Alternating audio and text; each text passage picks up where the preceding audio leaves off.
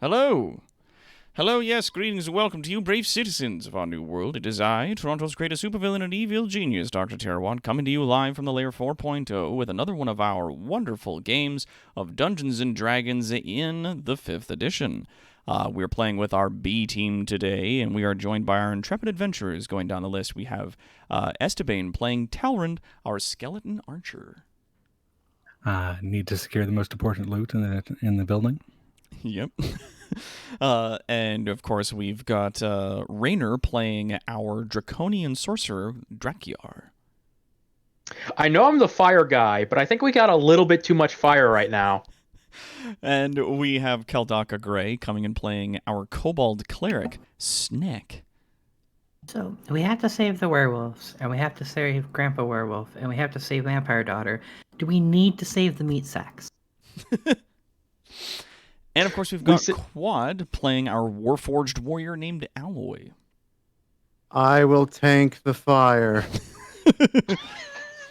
And we've got Palanthier playing Caleb, our Air Genasi rogue. Fucking Semper Grunkle, shit. And last but certainly not least, we've got Ambisaurus Rex coming in playing our goblin bard Piffles. We gotta save Wolf. Yeah. So, when last we left our intrepid adventurers, they had made their way down to the south and south and western town of Aldarth, where they were cornered more or less within the city's limits and its Gothic architecture during what was known to them as a hunter's moon.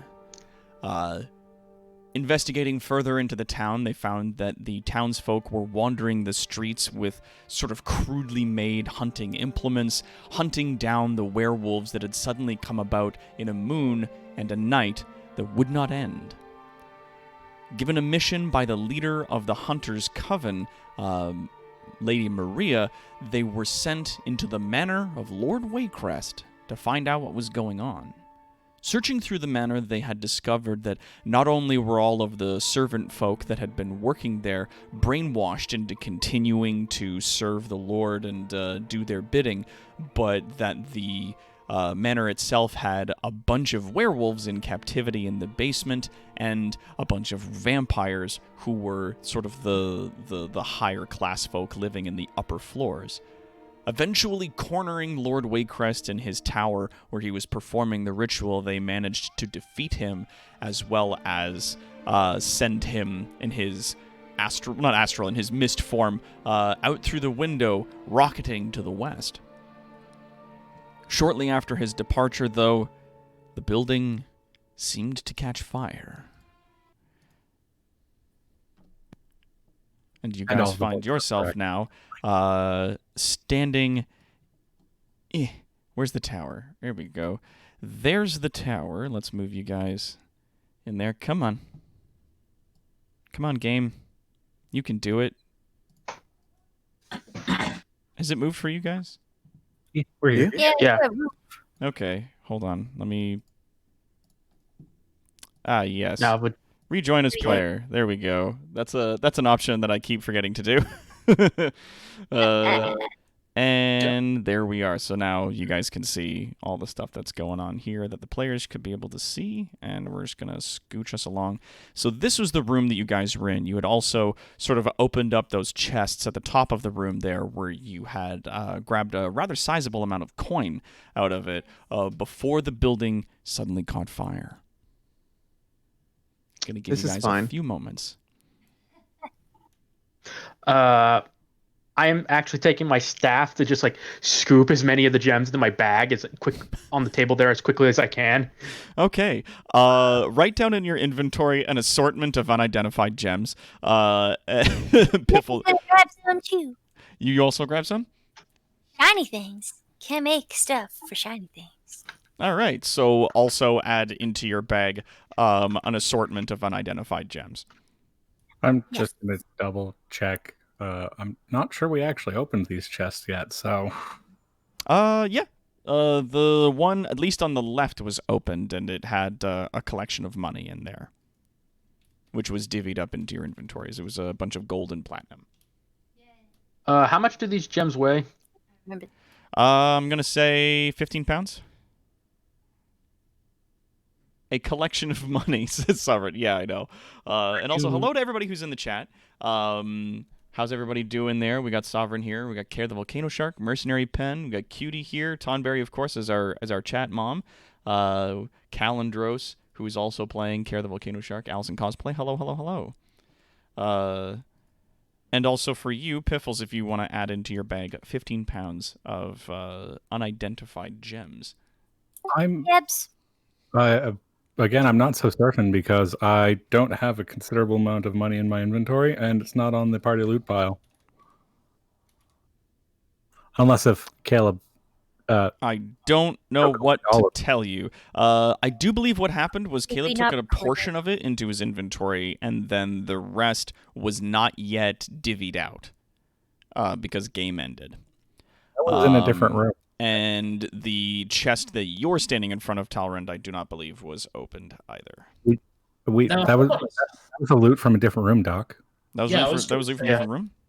Yeah, I was going to say, I don't remember opening up that chest and then pocketing a small portion. That I remember him pocketing loot from the like there was that box of money that came from like Lord Wakecrest. This was fully a month ago, so I'm not sure.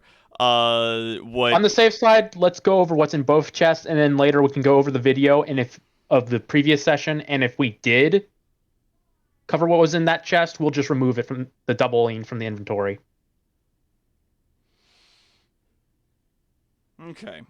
Well, or you could say, there's a hint of smoke, and then all of a sudden, just Caleb smells it. Smoke. Smash and grab. Smoke. After he disappears, you guys do see what is a little bit of smoke trailing up the stairs, opening the two chests. The one that Talrand is standing in front of has 2 sacks in it. One containing 500 gold pieces, the other one containing 100 platinum. Okay. And in the other chest that's over there, you see that there is one bag of sort of like ritual reagents and things that had been just sort of placed in that bag for safekeeping, as well as an assortment of not tomes. All the tomes that are in that room across the wall and any of the books and things on the tables have all caught fire.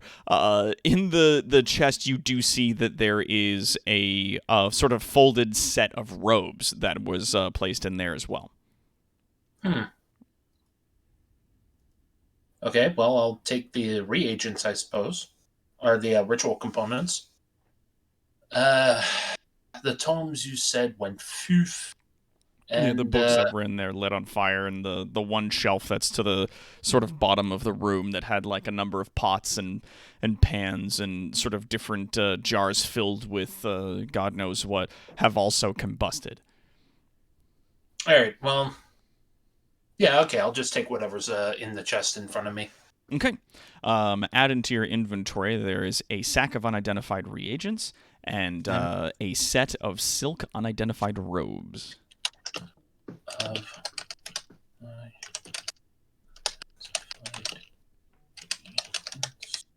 All right. Now quickly, grab the sink. All right, so you guys grabbed the gems. Did you guys grab the things out of the chests? Yep. All right. I tossed the money into the loot pile. There is, coming up from the stairs, a billow of smoke. Oh no. Oh no. We should look. You guys run down the stairs together? I attack the smoke. Congratulations! You got a 27 with your greatsword attack. You bat some of the smoke aside artfully, and it allows you guys to move down the stairs without having to make a save against the smoke itself. Nice. Actually helped! You guys run into the lower floors.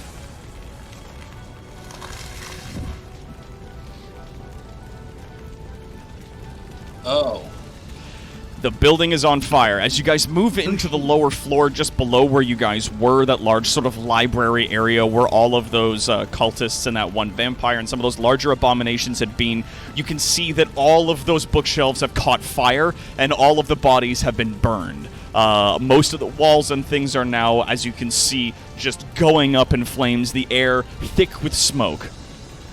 Tolerant is already charging out the fucking door. Do you guys follow Tolerant? Run. Yeah.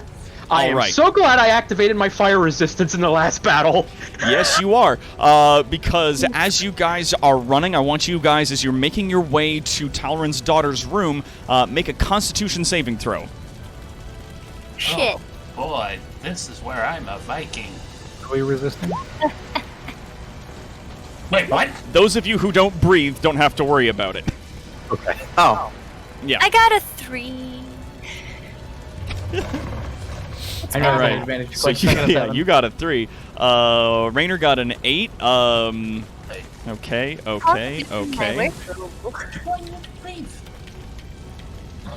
right. You have a doctor's check, by the way. Doc. I did. Everybody takes 3 fire damage as you guys are running your way through it. At least everybody who rolled less than a 10, which appears to be all 3 of you. Rainer, you take half damage from that because of your resistance, so you take 1 damage because it's half rounded down. And I'm going to stretch and adjust my posture and take a drink of water. So if we need to grab anything past the wall of flames, I'm the one to do it. As you guys make your way down the stairs and across the floor, you make your way to the room where your daughter is. As you run in, she is standing there over a small coffin that appears to be prepared, and she's just standing there next to it. She looks terrified as you burst in through the door. Hi, honey, we need to leave now. Tucker, please get in your coffin expeditiously. She opens up what appears to be a child-sized coffin and steps into it and just vanishes inside. As the lid closes, magically, a few locks and affixing devices suddenly fasten themselves and lock shut. Okay, then. I pick that up and we're leaving. Yeah, it is small enough that you can kind of carry it in your hands, about the size of a kid. But when you pick it up, you do notice that it is actually quite light. The coffin altogether weighing only about 20 pounds, and you are able to carry it in your arms. I'm going to lead the charge back down the stairs and just break down any door that's in the way. That's amazing. Roll me a strength check. Alloy doesn't have to be quiet anymore. Choo-choo, motherfucker! Yup. Okay, so as you guys are making your way through the hallways, where are you going for right now? Like, where are you guys headed? I'm pretty sure everything we need is down in the basement. I think that's right. Okay, so you guys are making your way down to the basement. As you guys are moving through the upper floors at the very least, you guys find your way to 1 or 2 of the doors that are closed. Alloy absolutely just shoulder checks through each of them as you guys are running, splintering into burning pieces of wood as they scatter across the stone floors in some of the areas that you are. The fine marble being cracked and damaged by the now roaring fire inside the structure.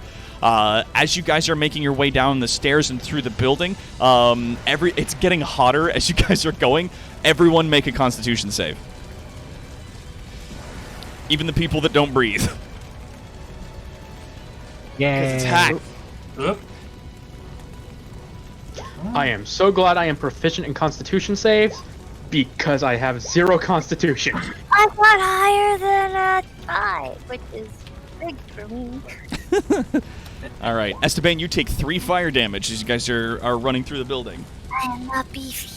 Okay, guys, I can only take another 10 rounds of this before I have to use a healing spell. Yeah. You guys are doing pretty well.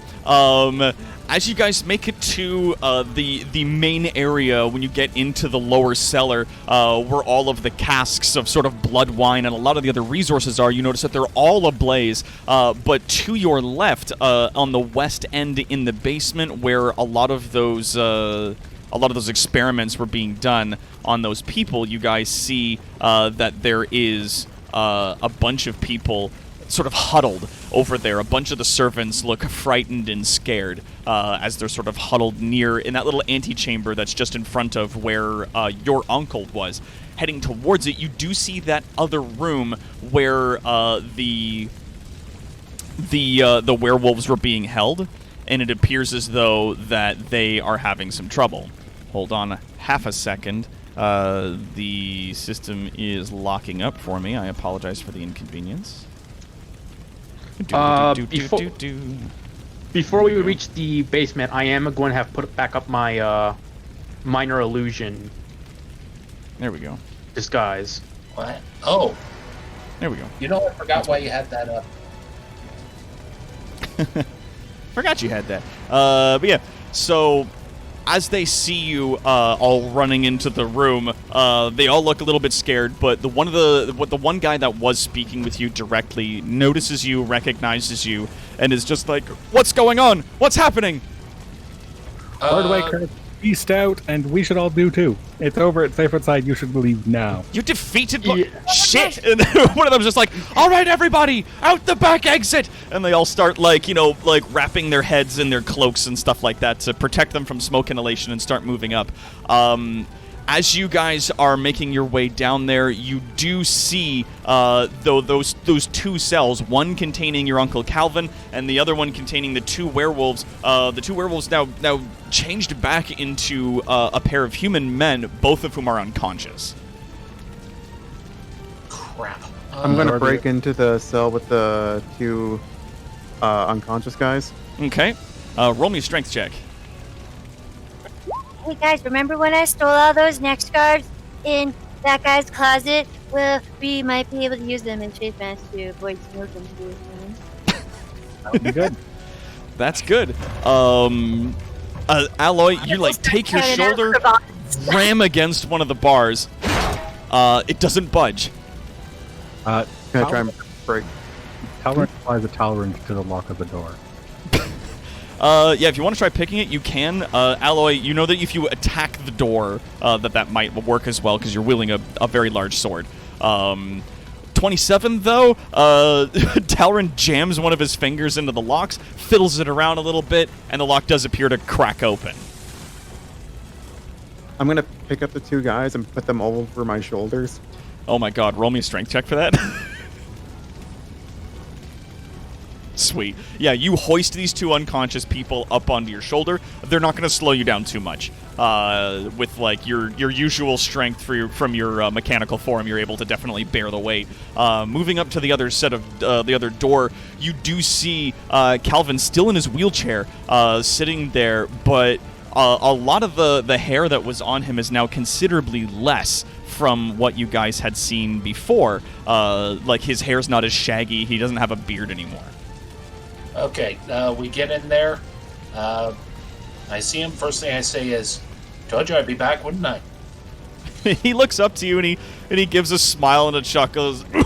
Good work, kid. Well, I wasn't alone. Now, let's get you the hell out of here. And what I'm going to do is, what is it? I had this key that I found. You did find the key. And this was the key you found earlier in the place, yes? Yeah, the large bloody iron key. Yes. Jamming that into the lock and turning it, the lock does spring open. All right, good. Whipping the door open, and can the wheelchair get through the door? It does look like it would get through the door, but it looks as though the wheels of the wheelchair have been broken. Like they've been jammed. Those fucking vampires. All right. There wasn't a ramp down here anyway. Of course there wasn't. All right, I'm going to... what? Look at the spell I just cast. Fly! He's getting out of here. I'm giving him the ability to fly for the next 10 minutes. So you cast the fly on Calvin. He floats up out of his chair and goes, "Hey, not bad." And then Flying Grunkle. I wish I could take credit for it. Let's go. Yeah, and then you guys rock it up. Roll me another Constitution saving throw. Everybody. Whew. All right. Well, Oh shit. Whoops. Well, I do have one question. I have this. Oh, sorry, I thought it went there. You can definitely hold your breath indefinitely while you're not incapacitated, so you don't need to breathe, but this building is on Still fire, rolling? so yeah, like, it's not just the smoke, it's also the shit. running through the heat and the fire and the danger. right, Okay, so everybody who got less than 10, so that's everyone but NB and Esteban, you guys take 7 fire damage. I did it good. Dang it. Well, I take 3 fire damage. That's yeah, you take half rounded down. I hesitate to bring it up, Drek, here. I know. I gotta make a Constitution check for the fly spell. Oh, yep, make that Constitution saver. Oh, No. you make it, that's fine. Ah, good. Sweet. That is good. Yeah. It's a immediately fly DC. up and then crash into the ground. Yeah, if you are concentrating Okay. on a spell, the rules are you have to make a Constitution saving throw. It's a DC 10, or it's 10 or the half the damage of the spell, whatever, or half the damage you took to make you do the concentration check, whichever is higher. Okay, I'm gonna do a thing quickly. Yeah. What are you doing? I'm casting that on me, Dracure, and MB. Bless. Whenever target makes an attack roll or a saving throw that makes that throw before the spell ends, you can add a D4 and add that number to the roll before you figure out if it won or not. Up to 3 creatures of your choice within range. Awesome. Me, MB, and Dracure. As you Because we have guys the are worst making your way along, you manage to get out of that area, and just before you're able to make it to the rear stairs where the rest of the servants have fled out the rear of the building, there's a large collapse in the stone, and it blocks that exit.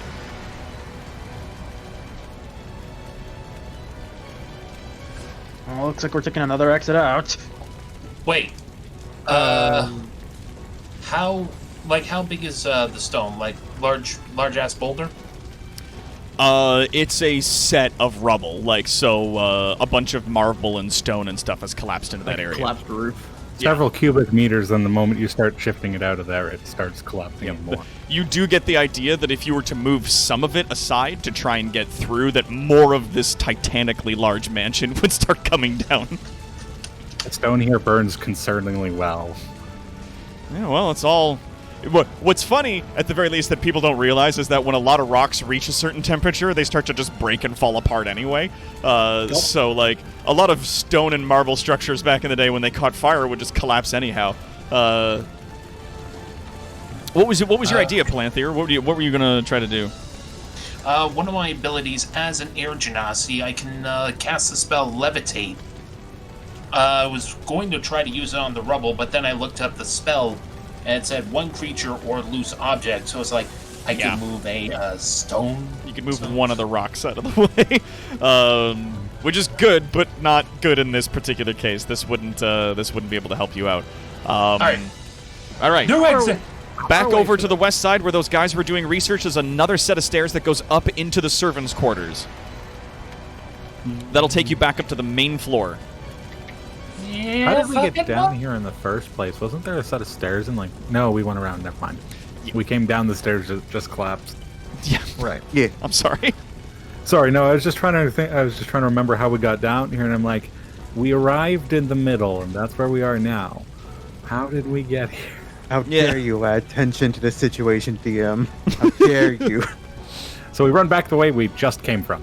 Yeah, you run back the way that you came from, you guys, moving swiftly, trying to get up the wooden stairs, back up into the servants' quarters area. The whole of that part of the mansion, though, is largely made of wood, so there is a considerably large amount of fire as you guys are running to make it to the main sort of foyer.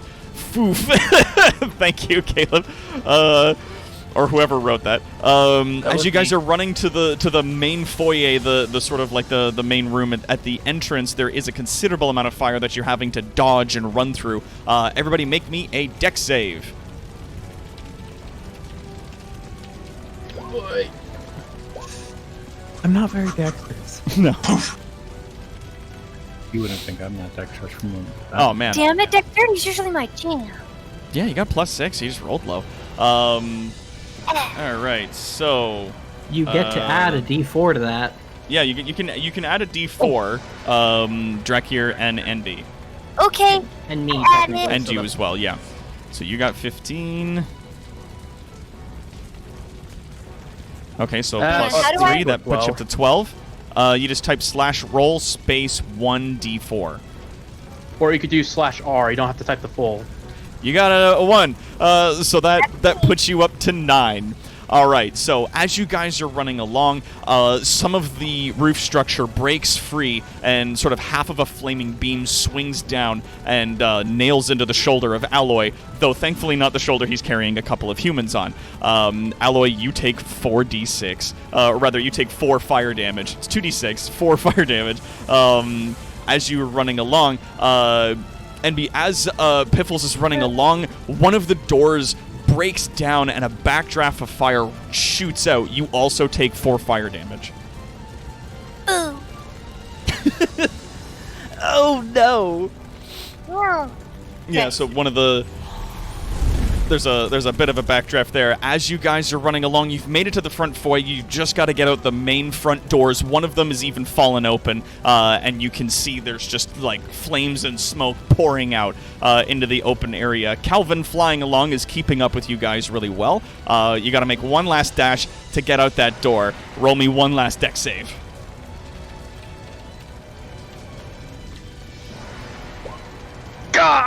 You say he's keeping up pretty well. He really should have outpaced us a while.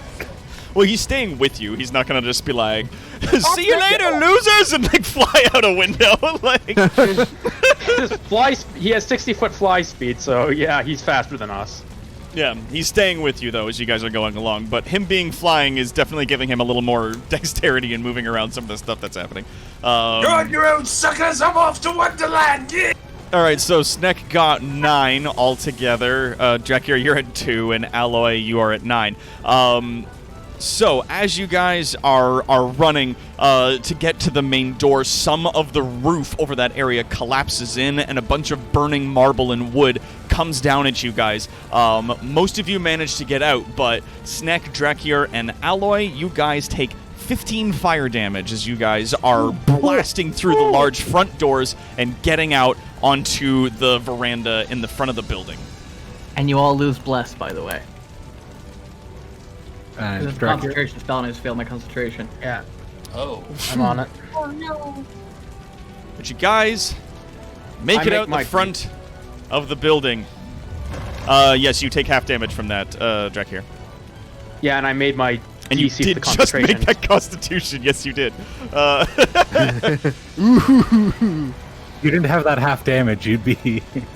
Grunkle would be in the ground. Grunkle would be having a bad time. No, it's half the damage, wasn't it? The DC? Yeah, the DC is 10 or half the damage, whichever is higher. So you'd have to take at least 22 damage in order to have it be more than 10.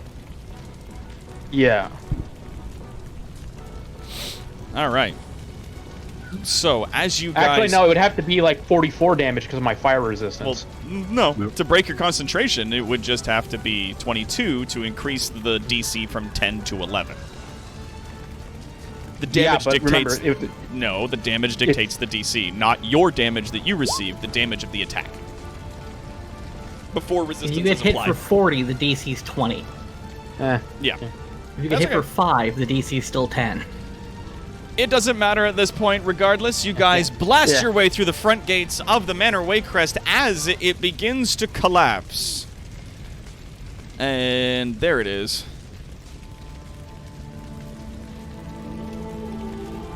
Watching the massive mansion that you guys had entered what felt like months ago, finally, as you see great billowing smoke and flames coming out of its structure, as it slowly begins to collapse and burn. Piffle turns around and gives it 2 middle fingers on the way out, and a stink eye and a tongue.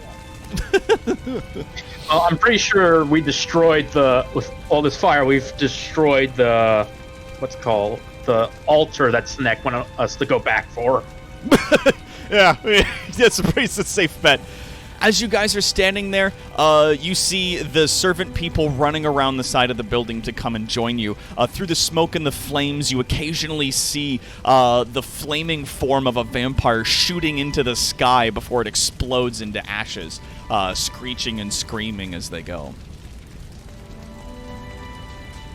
Yeah, sucks to be them. Not a whole lot of sympathy for most of them. Slowly approaching from behind, you find two familiar characters joining you. Silver Shaw and Lady Maria. Hi, sorry about the fire. Kind of sorry. Yep, hopefully it won't spread. Silver Shaw's just eyebrows are all the way up, just looking at the building like, well, fuck me. We didn't do it. He did a thing to his books. They went splody. Not our fault. We solved your vampire problem. We killed the vampire, and then everything started to explode. Lady Maria raises one of her eyebrows, looking over the rest of your party, before her gaze falls on Talrin specifically, and she offers him a small, respectful nod. I'm impressed.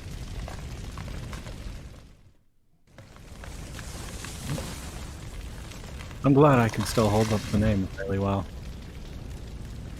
She nods and looks over the building as it burns and is just like, yeah, no, it's definitely not something that we thought. I mean, I thought that the most likely scenario would be that you would die inside this structure, or at the very least return to us with some manner of evidence. But bringing an end to the Hunter's Moon, as well as burning down a lord's manor at the same time, honestly, I'm not sure what to say. Well, considering we found a lot of them hacking up bodies to make powerful undead, like a zombie beholder. Yeah, that was unpleasant. Gross. We'll also say it's also potentially the problem is in the short term, solved. We dispersed Waycrest, but his dispersal went off to the Sunken Kingdom. And she His coffin is in another castle. sort of looks about and is just like, and that's your report? I'm trying to remember if I do give the more detail. Like I give more details on the undead king that Waycrest serves, and that he spent a disturbing amount of time obsessed about creating the truly soulless, tortured undead, or soulful, tortured undead that had no will. As you recount the things that you've seen within the manor, Silver Shaw just kind of like runs one of his gloved hands through his hair, sort of like rubbing his forehead, just astonished at all of the things that are being recounted. Lady Maria, though, stands silent as she simply listens to everything that you're telling her. As you finish sort of talking about, then the building caught fire, and his, misty form took off to the west. She nods and turns her attention over to the Grunkle, who's now sitting on the ground in some of the ashen rubble that is outside the building. They look at each other for an awkward couple of seconds before she speaks finally. Calvin. And he goes, "Oh, is that you, Lady Maria? Couldn't see you behind your own ego." He gives a little chuckle, and she cracks just the smallest smile at him. Do they have you drinking out of bowls again, I imagine? And he goes, yeah, laugh it up. She walks over slowly, reaches down, puts her hand on one of his knees, and there is just almost like the smallest flash of light, and he starts to rub his legs and then stands. Appreciate it.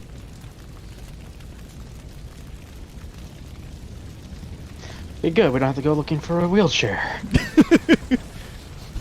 Not a lot of this town is exactly wheelchair accessible, so it's kind of nice that this is not a problem anymore. And I'm gonna put the 2 people I'm carrying down on the grass somewhere. yeah, she then turns her attention to the 2 unconscious people that are there, as well as the other peasants that are gathered. And she says, "The lot of you will join Mr. Shaw here in giving your statements and in being returned to your homes, or being brought to a halfway house if your homes are not within this county. Is that understood?" Each of them, quietly, they nod and thank her. And she then turns to Shaw and says, "You will handle this matter accordingly, and you will see to it that these adventures are rewarded efficiently and with measure." And he gives a large bow towards her and he goes, "Yes, Lady Maria." There was an old hunter's salute. Calvin does that. She turns to you, seeing you do the salute, squares her shoulders to you, and gives you the salute in return. Then she turns and walks away.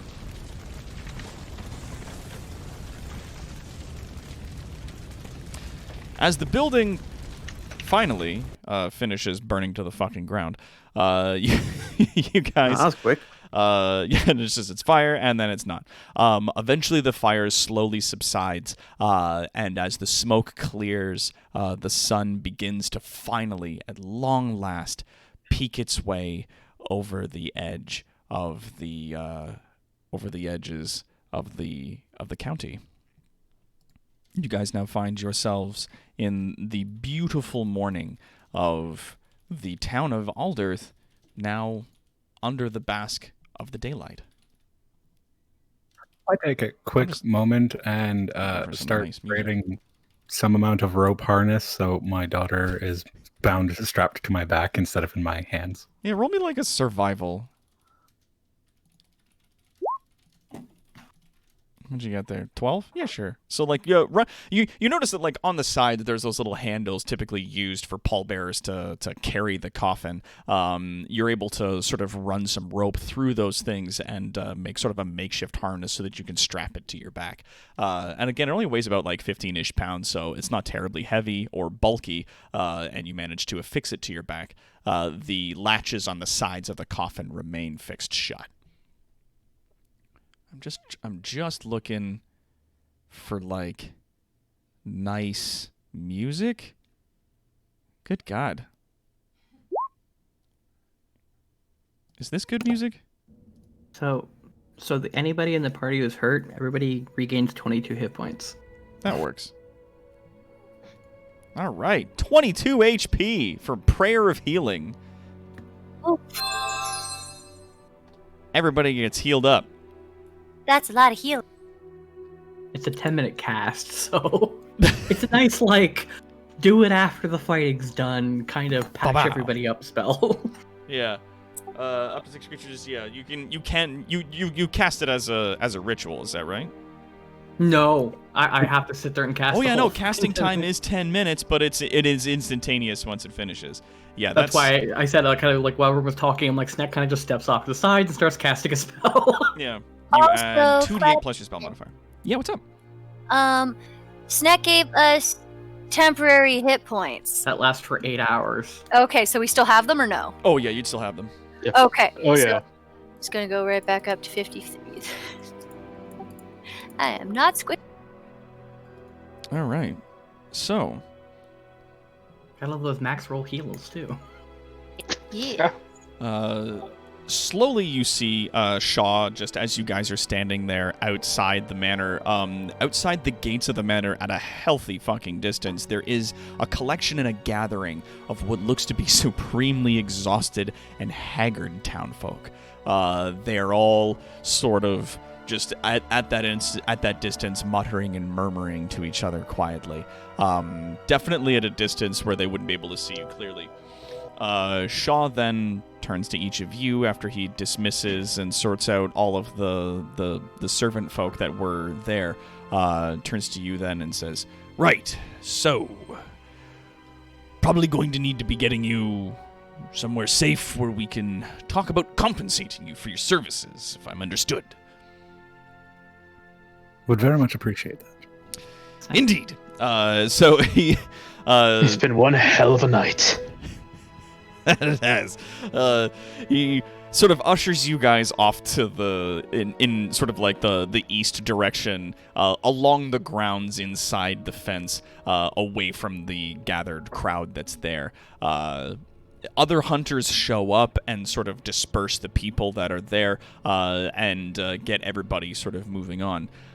He walks you along what is strangely a starkly contrast green lawn that is incredibly well kept, next to a now utterly annihilated mansion, until he reaches sort of like a side entrance to one of those areas where there's some sort of ladders and stairs and whatnot, like maintenance access that leads down, and he's able to get you guys into a series of alleyways, and moves you through the streets back to the cathedral where you guys initially had your meeting.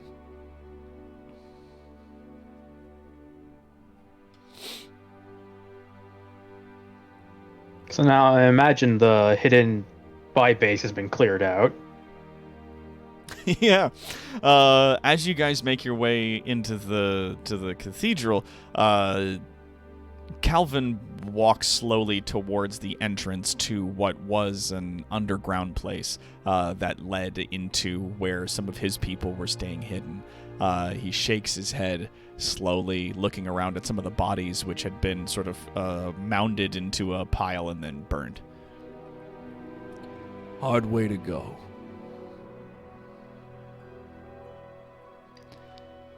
Shaw makes his way over to where Calvin is standing and puts a hand on his shoulder and says, "I'm really sorry about that. It was a bad thing that took place." What we can do is move forwards.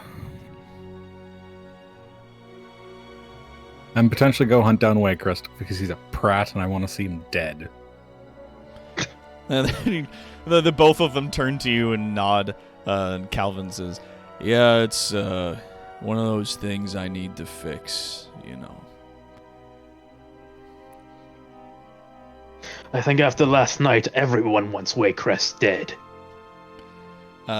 Looking down the passage that's now broken into the sort of secret entrance to their subterranean place, he turns back to Shaw and says, "You guys go on ahead. I'm gonna go down and see if I can find any survivors. I'll meet you in the clock tower."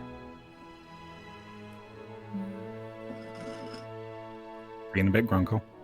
He gives you guys each a nod and then makes his way off down the stairs.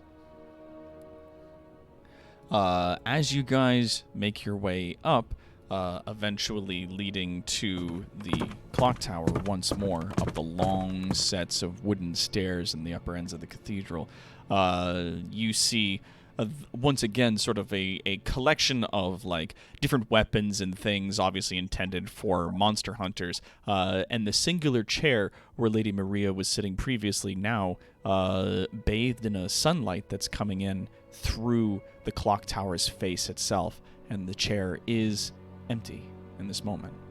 The body of the gentleman whom she'd slain still lying on the floor. Is it still in the form of a wolf, or is it It person? is now the form of what you see to be a man aged in maybe his late 20s. Very well cut, very handsome looking guy. The clothing that he's wearing now fitting a little more properly to him, even though there's like rips and tears and stuff on it, you'd think that he was probably either a lord or a noble of some kind.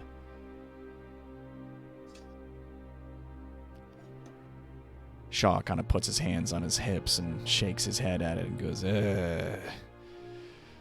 ugly business, that. A lot of ugly business. Right, now, let's have a look at what we've got for you lot here. Going through each of the things that he's got here, eventually he makes his way to a small sort of attaché case that had been put aside. And he goes, Lady Maria put this aside in the event that you returned. and needed to go back in there for whatever reason. And he opens it up and creaks open the lid, and you see that there is a bow and a set of 10 what appear to be almost like a goldish stone set of arrows. Each of the arrows, the shaft of which appears to be made from a rock of some sort. Turning over, he kind of inclines his head towards Talrand and goes, "This might be of interest to you." Very much so. What kind of check would that be to identify?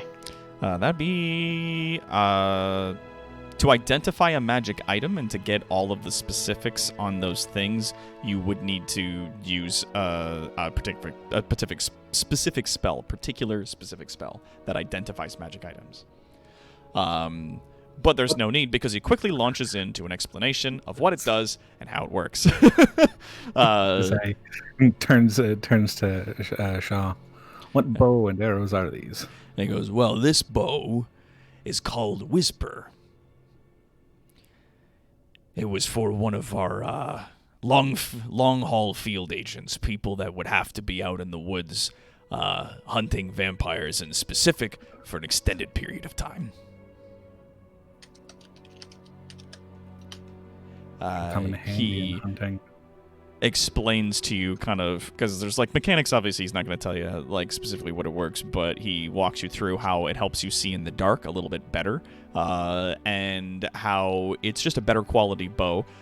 So this bow is called Whisper. It has +1 to hit and damage. It gives you +30 feet of dark vision, on top of any dark vision that you already possess.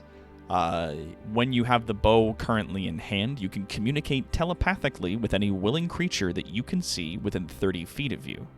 While you are hidden or invisible, your attacks with this weapon will deal psychic damage instead of any other kind of damage that it would normally deal. So that's for the purposes of bypassing thresholds. As a bonus action, you can roll a DC 15 concentration check. If you succeed, your attack made with this weapon on this round does not end your invisibility or reveal your position if you're hidden. If they otherwise would. If you fail this check, you can choose not to make the attack. I like the sound of this bow.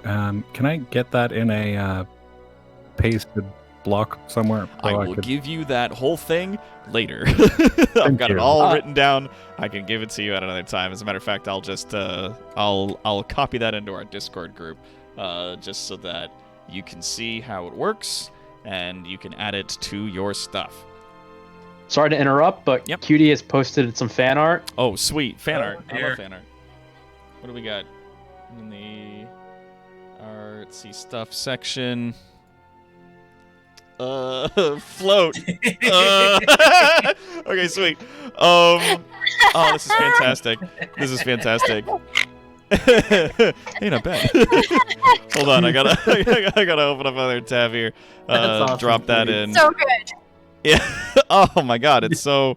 There's like no two things, but it's just like float. He floats up like, hey, not bad.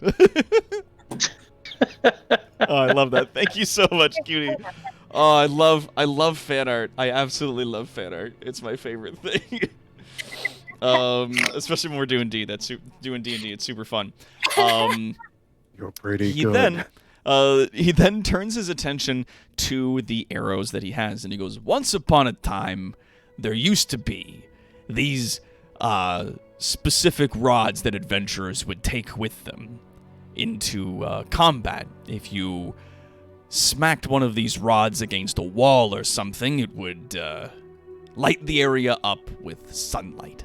It was good for adventuring and particularly good against keeping the undead at bay. For a long time, those have been more or less outlawed within Aldarth, though I suspect with the loss of Lord Waycrest and the other lords and nobles within his care, that wouldn't necessarily be a problem anymore. These are Sunstrike arrows. There are only 10. They are hard to make. Please do not lose them." Each of these arrows does plus 2d6 radiant damage when they strike, and whenever they strike a location, they give off 60 feet of sunlight in a flash. If there is a target in that area, or whatever target you hit with the arrow specifically has to make a DC 15 Constitution saving throw. If they fail, they are blinded until the start of your next turn. Oh yeah, flashbangs. I will also put those into the chat. Thank you. So that's what you got. And he closes the attaché case, locks it up, and goes, "Really, you'd be doing me a favor by taking these off our hands anyways. We're not exactly supposed to have them here. Not at least until some of that legislation gets changed, so on and so forth." He sort of runs his gloved hand along his sort of rough and scarred face, poring over some of the other objects he has. Looking at Drakyar, he goes, "I got something you might be able to use." He takes a spell book off of one of the shelves and hands it to you. It is empty. There's nothing written on the pages, but he does tell you that this is what is referred to as an enduring spell book. It does not take damage from fire, water, or aging.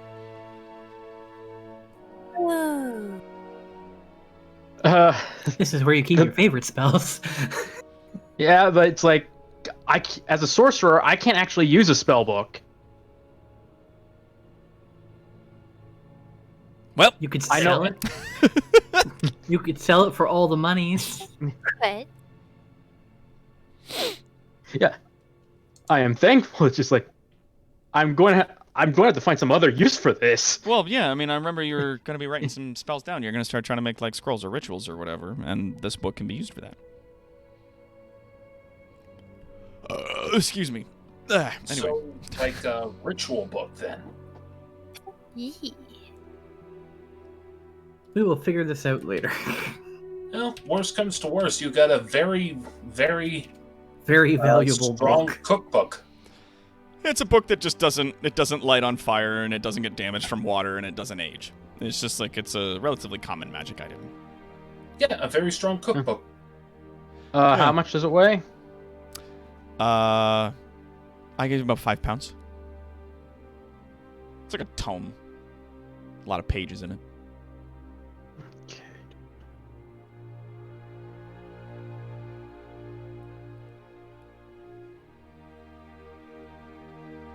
Okay. I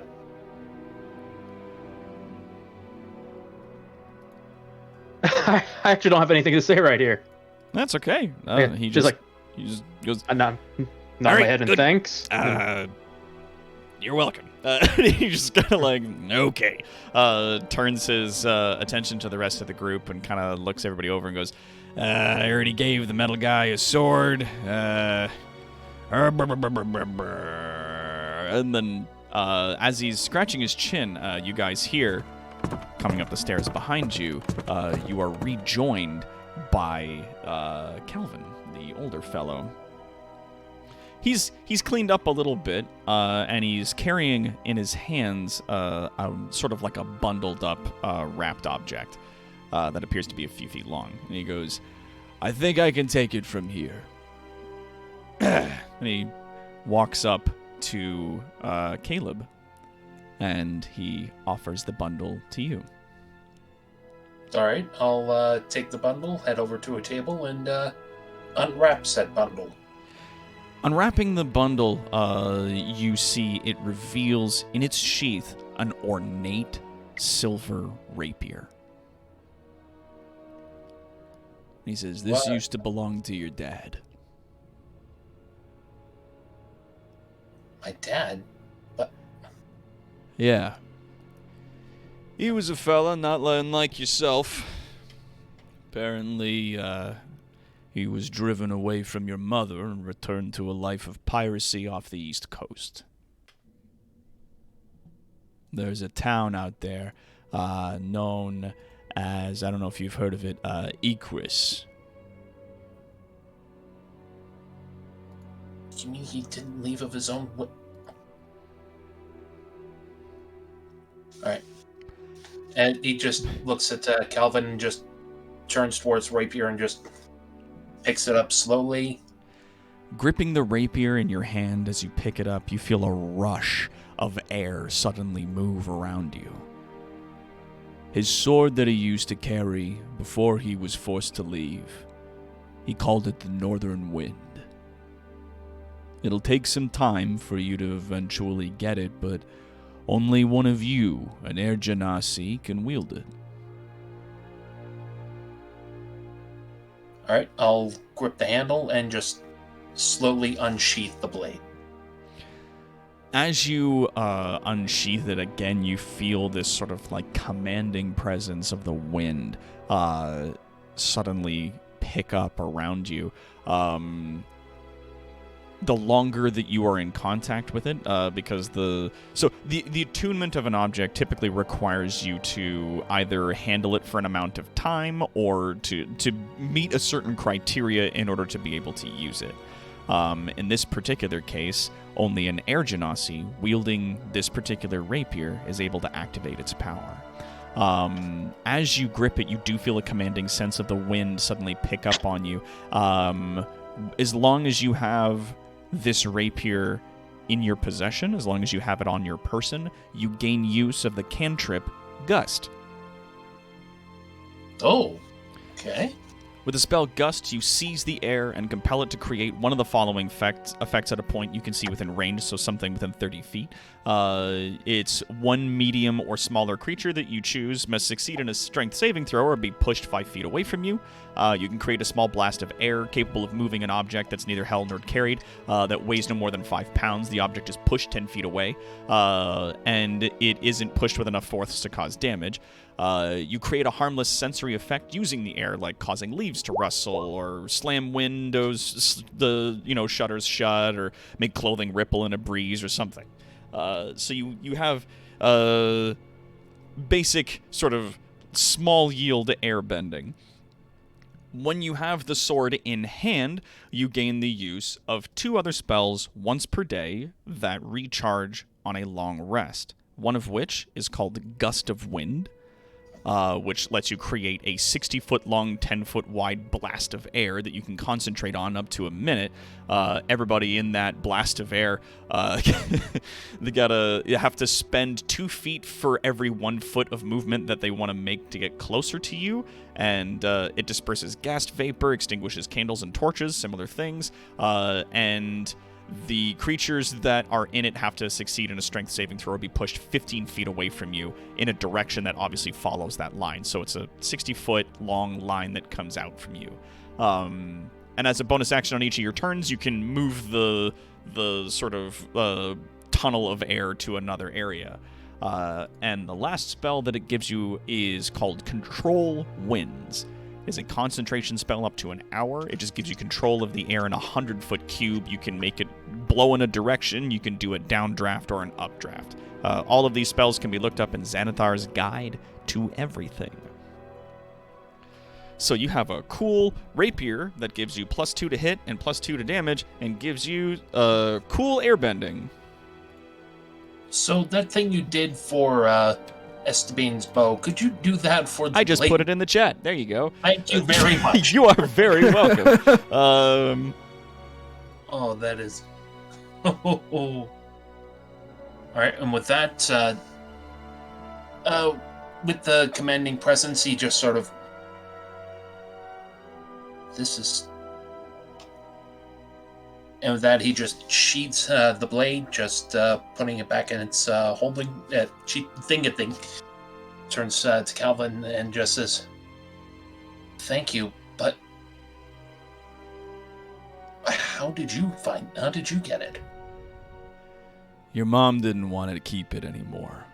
Not after he was driven out. Carrying it around made her feel unsafe and scared that more trouble would follow you around if she hung on to it, so we took it under care. But it didn't respond to any of us, so we put it away. I'm glad that we ran into each other. Your dad, this Hill Baden guy, he was a real asshole of a pirate off the coast of Ecris. With that sword, he could change the direction of the wind. He could hit people from just about any angle that he saw fit. Going all over the place, he made a very good living for himself, gave it all up so that he could come inland and meet some fancy dame that happened to be your mom.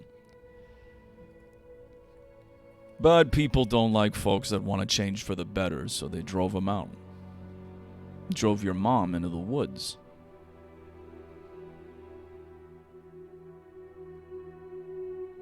Drove you out onto the streets, and so now here you are. Who knows, maybe you can use this sword and find them again someday.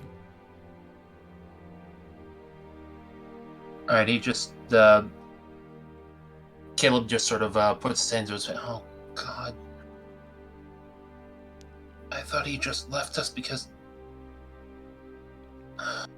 changes everything.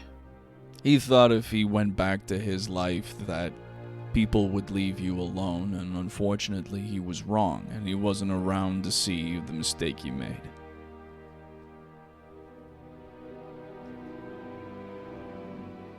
Alright, with that, he's just gonna put the blade on the table for a quick second. Head over to Calvin. Just give him a big old hug. He gives you a good squeeze back. Thank you. Anytime, kid. I'm good to see that you're still alive and still walking around. And hey, you made friends. He looks at the people that are there. He's not the kind of people I'd make friends with, but who the fuck am I to say?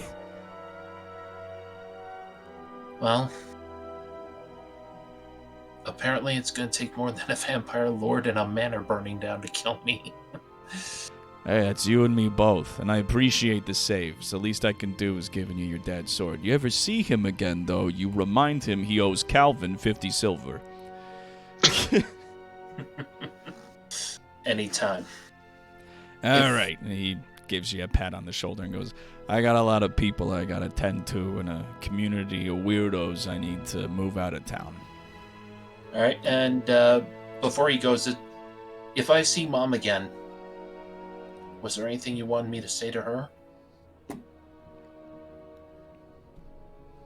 He kind of thinks for a moment and scratches the back of his head for a sec and goes, just hope she's okay. That's about it. All right. Does he actually... Have we told him how to get to, Autometh? Oh, shit, that's right. Leaves room. Okay, when we met Autometh, does he know? Oh shit! Oh fuck! Yeah, he hasn't left yet. Does anybody turn to catch him? I'll do it. Yeah. So, wait, before you go, you need to get out of it. Then he goes, yeah, you okay, you shush, and he beckons for you to come over, and he steps over to the side with you. Right. Before that, just gonna grab Dad's sword and just okay. And then I'll just relay how to tell him how to get to Autometh. Just basically head north, go for the tallest mountains, go to the door. You'll be greeted by a skeleton named Benjamin Hyde. Don't stare at his mustache.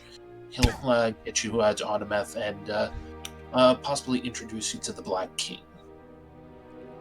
He kind of nods and goes, okay, we'll do what we can. So the big door's in the north of the wastes, huh? Yes. All right, we'll see what we can do. I appreciate that. And just pass his shoulder. Take care, old man. You take care. He pokes your chest with his finger.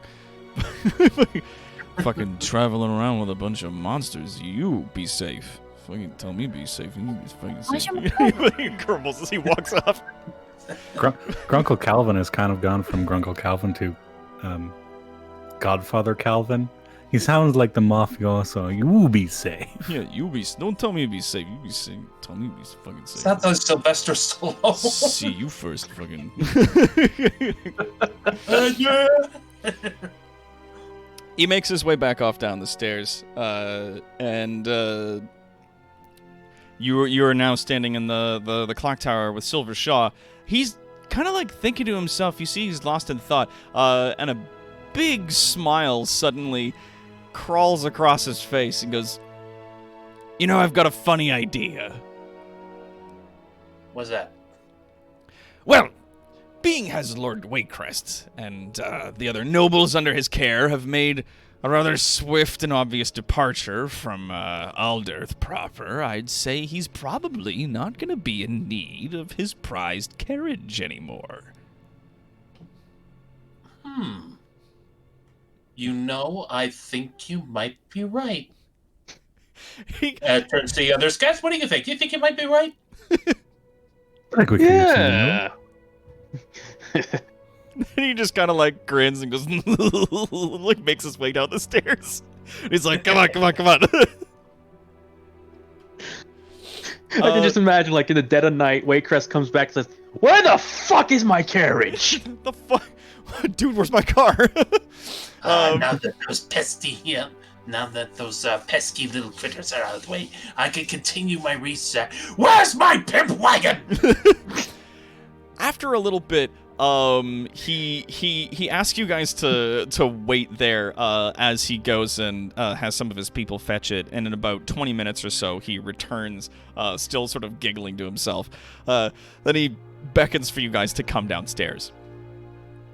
Parked in front of the cathedral, in the distance you see on the streets, there's still some incredibly haggard, exhausted, and largely injured-looking members of the township, all sort of like saying hi to each other and making their way indoors so that they can finally rest after having a long and terrible night.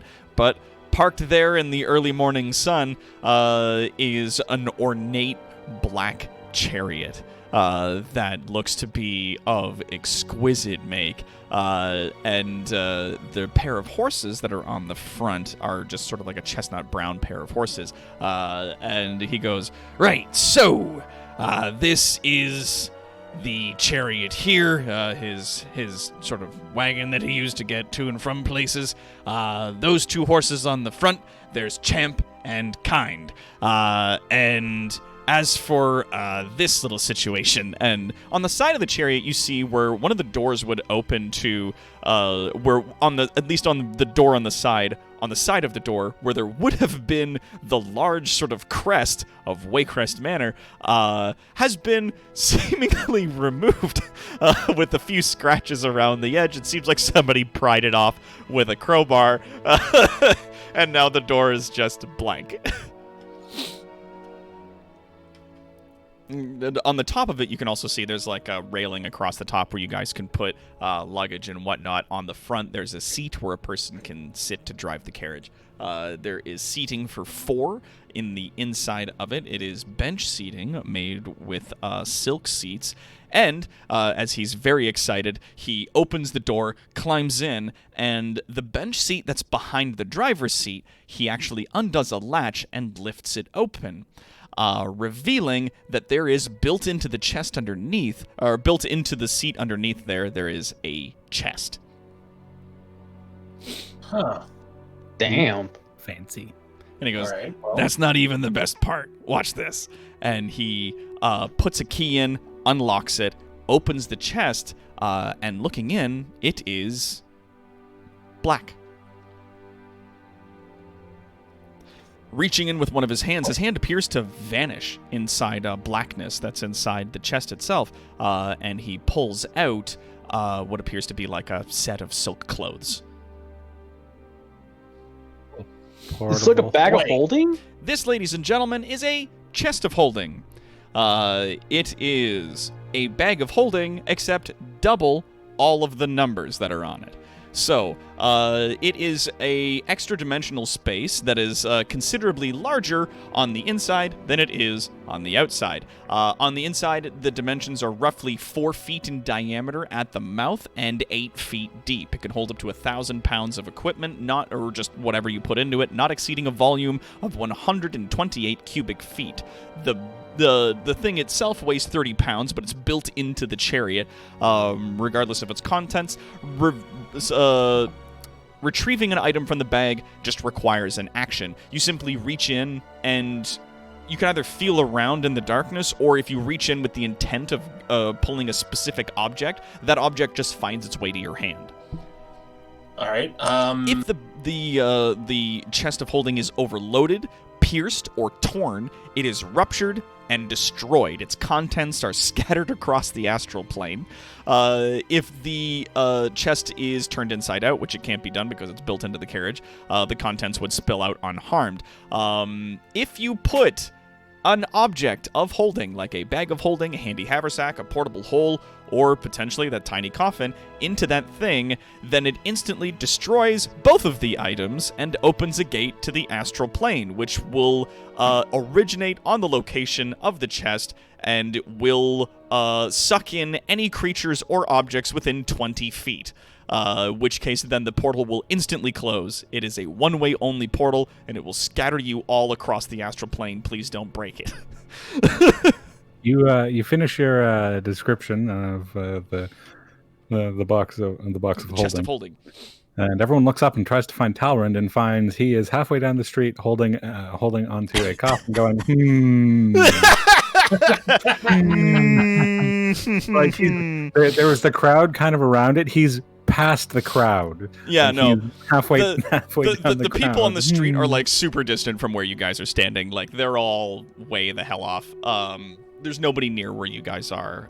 With the chariot, the like the sort of chariot / wagon is sort of like at the bottom of the steps on the street from the cathedral itself. But yeah, Silvershaw kind of walks you through the explanation that it's an extra dimensional space, that this is like fancy rich people travel, that this is where you put a whole bunch of things, and it's sort of hidden in a locked thing underneath the bench seat inside the carriage itself. Though, obviously, he says, like, if this carriage takes damage on the place where this chest is, then it could, it's gonna, all the items that are in it will be lost. And if you put another thing like a bag of holding or a handy haversack or something like that, or a portable hole into this thing, then they'll both be destroyed, and everyone within 20 feet will be sucked into a portal and will be scattered across the astral plane. Please don't do that. Upon hearing I think that, we should do it for science. Caleb will just close the lid, and it's just, okay, that's all I need to hear. So what you're saying is you just gave us a portable black hole that we can weaponize. No!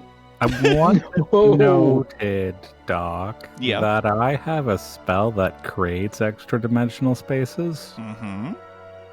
Just as a note. Yeah. Don't cross the beams. I'm for science. So now here's the thing. This is the thing that every DM runs into is, I'm going to give you guys a bag of holding, and then everyone's like, I can turn that into a black hole weapon and immediately try to kill some people. And it's like, if you do that, though, then you lose this thing that I've given you. So, like, if you want to use it as a weapon, you'll lose the carriage and the thing. So that's up to you. That's a, like, we're all going to die otherwise moment. I just want to personally want to clarify. Daughter's box is definitely also an extra dimensional space thing, right? So far as you can tell, yes. It is definitely bigger on the inside than it is on the outside. And Silvershaw really doesn't notice this. He just notices you carrying around a small coffin strapped to your back. He considers it a little more polite not to mention, but assumes that you found your daughter because she was a kid and a vampire and is now, like, in that place. So yeah. There's a number of things. Like, I'm not casting magic trick or rope trick for a long time. Yeah, at least not while that's on your back. No. If there's a point on the wagon that is as far as physically possible away from the bag of holding, that is where Talrand will be on the wagon. So the driver's seat, then. Is the It's right behind the driver's seat. It's right. It's right then behind the driver's seat. So Talrand rides on top of the thing at the back. I'm Way sorry, I thought it was from that. like the trunk of a car. Talrand, regretfully, would prefer to accidentally drop daughter off back of wagon than be in close quarters with box that would. To be fair, everyone. the way it was described is like we close the chest, lock it up, and then put the seat back above it. Yeah, There'd like be when no you close chance and of- lock the chest, then the seat like folds down back over top of it. So you would have to intentionally try to insert one of these objects into the other in order to create this, quote-unquote desired effect. But in order for that to happen, you'd have to specifically do this thing. You can see Talrand giving it a funny look, just like the stink eye constantly, like, I'm wary of this thing. Yeah, he just, like, after giving that sort of, like, safety speech, he then looks over each of you and goes, look, it's not gonna kill you unless you fuck it up, so don't fuck it up, and it'll be fine, yeah? Yeah, good. Does it have the usual rule that any living thing inside of it suffocates within 10 minutes?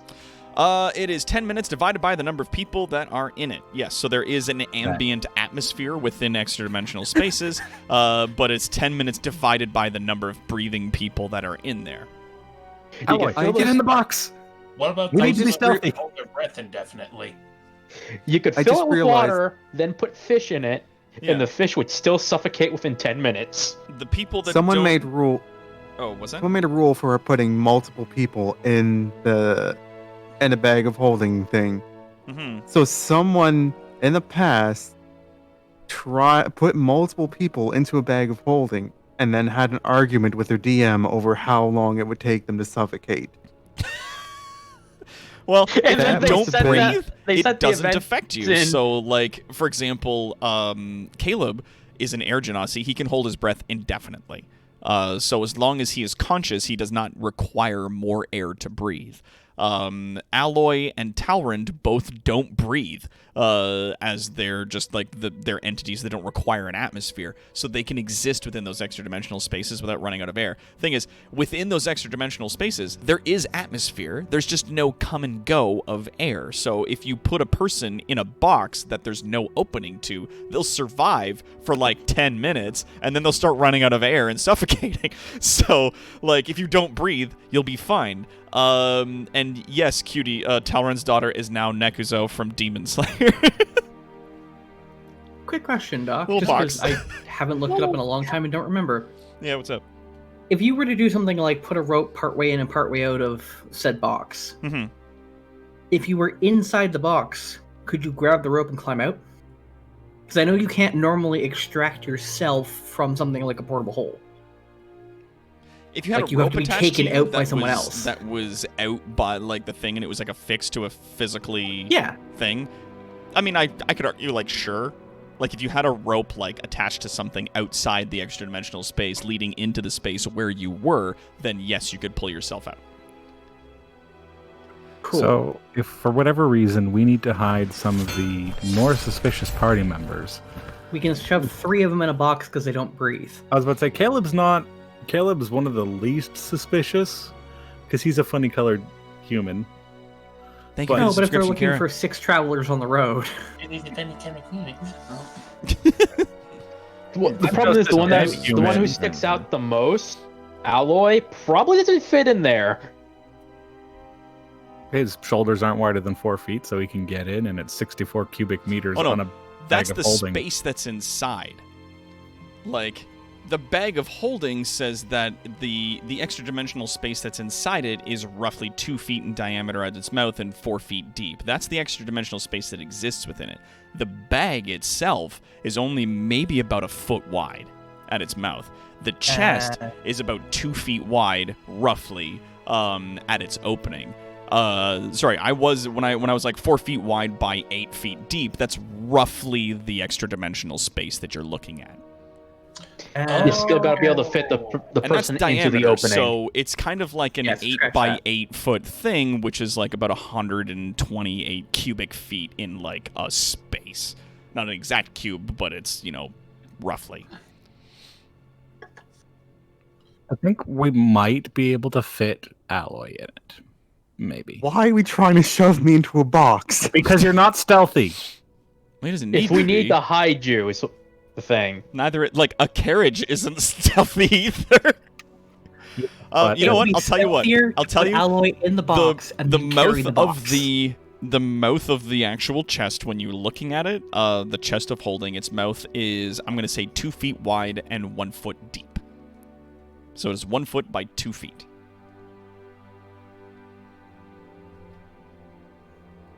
So Alloy cannot fit in. Like, it is a reasonable size for a chest. Alloy fitting in might be difficult. This is a vehicle for you to travel and a box for you to put things that you don't want to carry if you want to have a bunch of stuff. Like, that's what this is. Hide Talrend in there. Can you hide Talrend in there? If you finagle your way in without damaging it, yeah. Or he collapses into a pile of bones. I was gonna say, if you're inside that space and something damages the carriage enough that it rips open the side of the chest of holding, you will be thrown across the astral plane somewhere. It's like, it's not ideal, so, like, I don't know what to tell you. Then we do Sorry. a series where we're going to the astral plane trying to find all of Talrend's bones. I just had the picture of Talrend's skull floating in a misty, like nebulaic background. Well, fuck. Well. Just slowly spinning its place. Yeah, just that last scene from from Firefly, where that guy's just like floating in space, like, well, Here I am. here I am. Just, yeah, that's not happening. Like, you do notice, though, at least I'll tell you this, that the windows of the carriage have drapes that you can draw. They are of, like, a deep velvety blue, and they are made from, like, a silkish material. They look very nice. Is the inside enchanted to remain a comfortable temperature? No. Sorry, it's something I thought that something rich people would blow their money on in this world. It's an extraterrestrial space! It's not built for comfort. Not the chest, the carriage itself. Oh, the carriage. No, the inside of the carriage is just a normal carriage. It's just fancy. Like, it's masterfully crafted, so it's made from like very nice metals, and like the outside of it is made from like a strong oak. It's been polished and painted in such a way, and like varnished and whatnot. It looks really wonderful. The curtains are really well done. The seats, when you like, go in and touch them, they're super comfortable. Even the driver's seat is padded, so it's really nice. And the curtains do completely block out sunlight, so that obviously if a vampire is riding in the back, then they'll be fine to ride in the back of their carriage. So yes, it is a masterful make, and it's definitely very sturdy. Like, giving it a once over, if you guys want to inspect it, you can see that it is like, yeah, it's made from like metal and wood, but you'd really have to like go to put any kind of damage into this thing. Talrend does take a moment to start shoving things inside the box. Yeah. I will let you guys keep. You know what? I'm gonna make a thing. I'm gonna go into the journal and I'm gonna add a handout, which is just gonna be a chest of holding. And that is in my journal. It's also in, let's go down the list here. Oh man, there's so many new people that we have playing. There's an NB-saurus there's a Caleb, there's Quad, there's Kaldaka Gray, we got Rainer, and we got Esteban, and can be edited by all of these same people. Let's just go down the list here, and Rainer, and Kaldaka, and Quad, and Caleb, and NB-saurus Rex. There's no tags, there's no things. This is just descriptions and notes and whatnot, and we save that so you guys can keep a list on there in your chest of holding of what is in there. We do have to add things one at a time because things won't stick if multiple people do it. Okay. Yeah. If you guys, if one person's editing it, it has to be edited by one person at a time. I put it in the B team folder so that you guys can see it there. So now you guys have a little folder. Man, you're the one that was keeping the list of weird things we are carrying around, right? So if we go to here, if we go to the B team, there's now a chest of holding. So yeah, if you guys have any like particular objects that you're like, I don't know if we're gonna need this or whatever, you can throw it inside your carriage. Yeah, if everyone's okay, I'm gonna dump. I just realized because everything went on fire, we missed our chance to loot some small silver spoons for Shaman. Oh. Oh, I like cute. He's like, check it out, The sick cat's carriage been with a cut chest out of the holding, door. ready to ride. Yeah, but can we fit in the box though? Like, spends half hour discussing the ramifications of riding in a carriage. Yeah, I'm like, ugh. I don't know. Um, Just to have the scene playing yeah, out in my head. Just, There's also tell- like a trunk on the back of the carriage proper that you can like put things in, and there's an area on the top of it, as you can see by the little railing, that you can strap down like other boxes and luggage and whatnot if you're needing to make a longer trip from one place to another. And he goes, right, so make sure to feed the horses, be nice to them. Champ can be a little moody at times. Is there anything else I can get you guys before you leave? Anything you might need? Do you have a cure for were-corginess? Oh, fuck! He just goes like, slaps his forehead and goes, shit, that would have been awkward. Oh, man. Like, what? He goes like, hang on a second. All right, which one of you was the little one? You. And he points at Sneck and goes, you need it, right?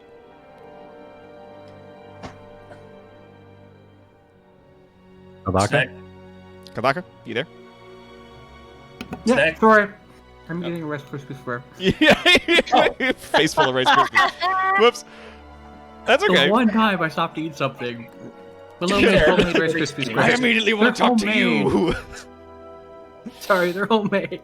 That's okay. Sounds delicious. doing goodness. I can't play right now. No, okay, I'm good. Yeah. He beckons for you to follow him back into the church. Okay, I will I gotta say follow that him. that chest does mean I have an excuse to learn how to use the game, to train myself in proficiency in an alchemy lab, and then store that in there. Yeah, True. potentially. You could put a lot of stuff in there. He leads you back into the church and back up to the like the attic in behind where the clock tower is, and rummaging through a few things, eventually it sort of like finds his way to a large chest that opens its top and sides into an extremely ornate looking alchemy set. Sort of fingers and thumbs his way through a few of the vials before landing on a particular syringe full of a swirling dark red liquid, and he hands that over to you and goes, that should take care of it. Cool. Do you want me to stick you with it, or do you want to stick yourself? It's half my size. It's probably easier if you do it. Okay. he like takes it, sort of puts his hand on your shoulder and turns you away from him, and then goes, okay, so I'm going to jab it into your thigh on the count of 3. Are you ready? Size, yes. All right. And 1, 2, and he jams it into your thigh. As on you 2. do. Like you do, you know. Gonna do it on 3. 1, 2, jam. Ah! It sucks, but as he thumbs the plunger down, and the swirling red liquid sort of takes hold into you, that, like, urgency that you definitely felt pumping through your veins, that, like, almost, teeth-sharpening anxiety, fades and seems to vanish from your notice entirely.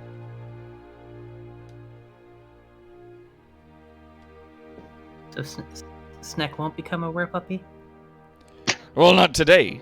No. What do you mean not today? Well, I don't know what you do in your time. I don't know if you're going to get bit Oh, again okay. or something. Okay. Okay. This helps this infection. Okay. So- Had to clarify that. Well, yeah, it's good. Yes, it's good. Don't make Grunkle Woofs mad at you. Bye. And it's good that we caught this early, because if it had been a considerably longer amount of time before you took your next injection, then we'd have to. Well, I mean, this wouldn't have worked. He's holding the empty syringe. That wouldn't have done you any good. Fair enough. I would have adapted. As I imagine you would. Snack deals with things. I'm just Snack noticing adopted a now. whole party. I'm just With noticing people. now in the chat that Esteban has put. Other proficiency. Sorry, I was futzing with my sheet and I That's clicked okay. the wrong thing. It happens. But yeah, Weapons proficiency. yes. Yeah. He then escorts you back outside, and sort of like claps his hands together, rubs and goes, right, so, is there anything else that I might be able to get for you? Do you have diamonds? Yeah, diamonds! He bursts into laughter and goes, why? What? Why? What? Oh, right, magic. He scratches the back of his head. Well, how big of a diamond would you be looking for? Worth roughly 300 gold? As a minimum? We saved your whole town. You can also compensate somewhat for if you need. I'm just trying to think of where I'd even find a diamond of that size. Well, yeah, no, I know a fella. I know a guy who knows a guy. Might be able to put out a word. Yeah. No, okay, yeah, no, I could find something like that. 300 gold, you said, about, give or take? Has to be at least 300 At gold. least.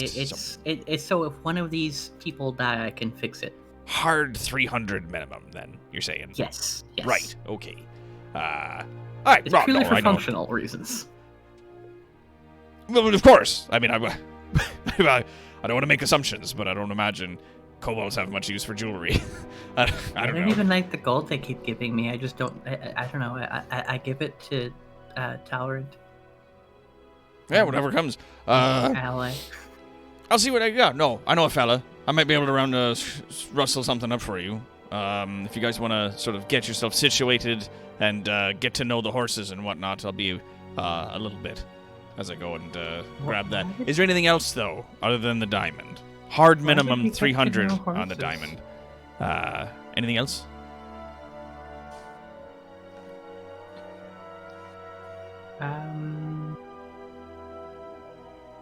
No. I think I'm good. All right. And he sort of turns and swiftly sort of jogs off down the street.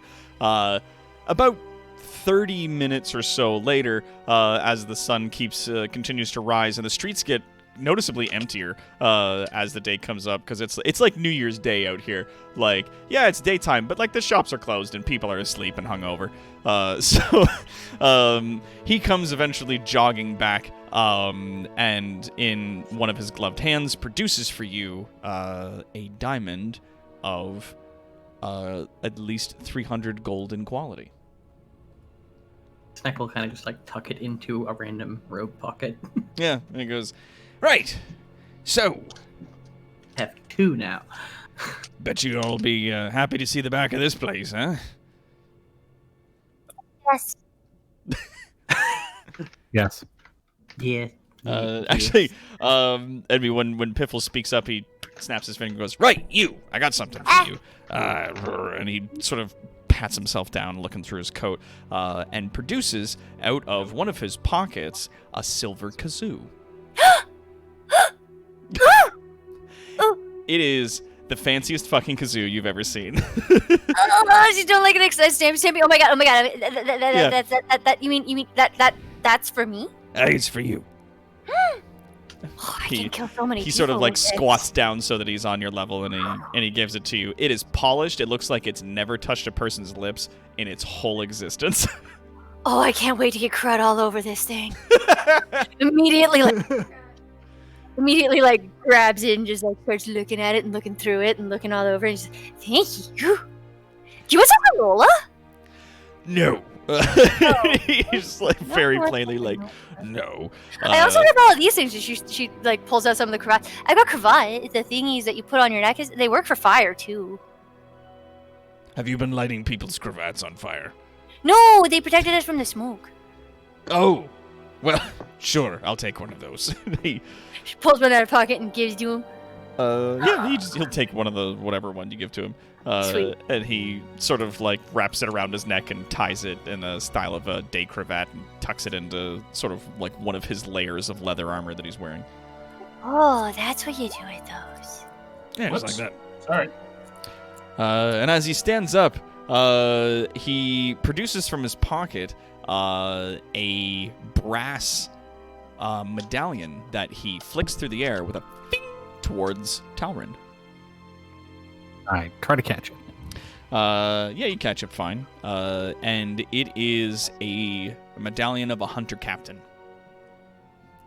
You notice this to be a higher station than you remember. Actually, a couple stations higher than where you were when you were alive. It's also a modern one, too, isn't it? It is. It is of the more modern design. A lot of the things are still very similar about it, but like it's definitely cleaned up and it's a lot sharper than the one you've got. And he goes, I didn't have the... Obviously, we don't have the opportunity to run you through the usual tests, but taking a team of people into that manor and burning the whole fucking thing down and making out with the servants and saving a few people and dealing with Waycrest himself couldn't have been easy. So, you've definitely earned that. Thank you. I'll make sure to use it properly. He gives you the hunter salute. I salute back to him. And he gives you a stern nod and goes, right. Thanks again. Travel safe. He turns and wanders off down the street. So you guys now find yourselves in the possession of a carriage with 2 horses. Wow. I feel like if anybody discusses the captain's token at some point with Lady Maria, and she's like, "Look, that entire time frame, you've told me that one of the weirdest things I would be doing would be giving a captain's token to a skeleton, I would have shot you." I'd have killed you myself.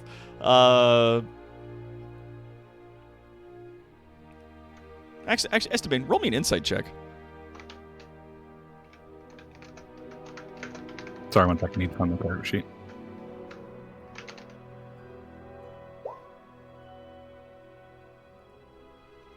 Strange that Lady Maria made a departure before the sun rose.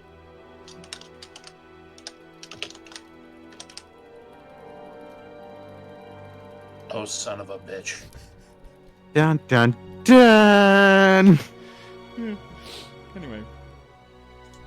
Meh. Maybe it's nothing. Maybe she was just busy. I mean, the town had just gotten over this whole Hunter's Moon thing. There's a lot of people that needed help.